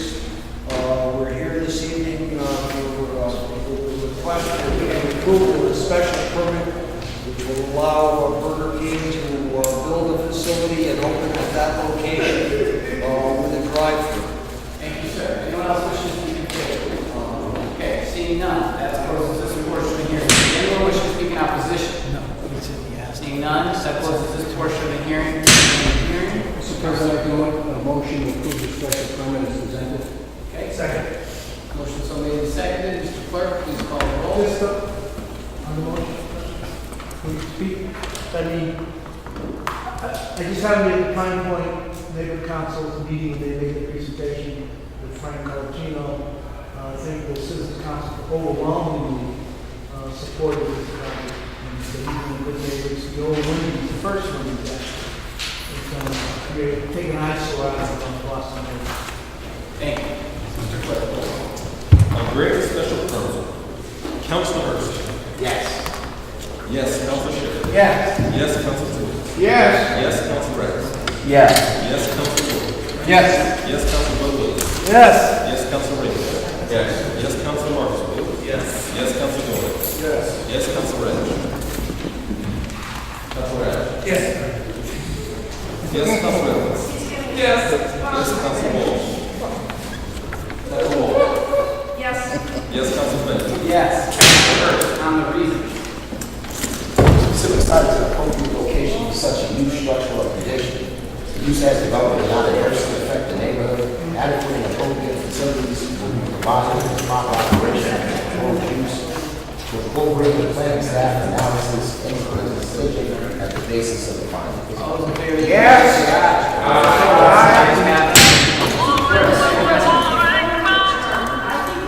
But the fact that this particular meeting and the discussion that we've had on medical marijuana is not televised isn't fair Excuse me. to the people who have. You want to dance? Sorry, guys. You gotta do something about it.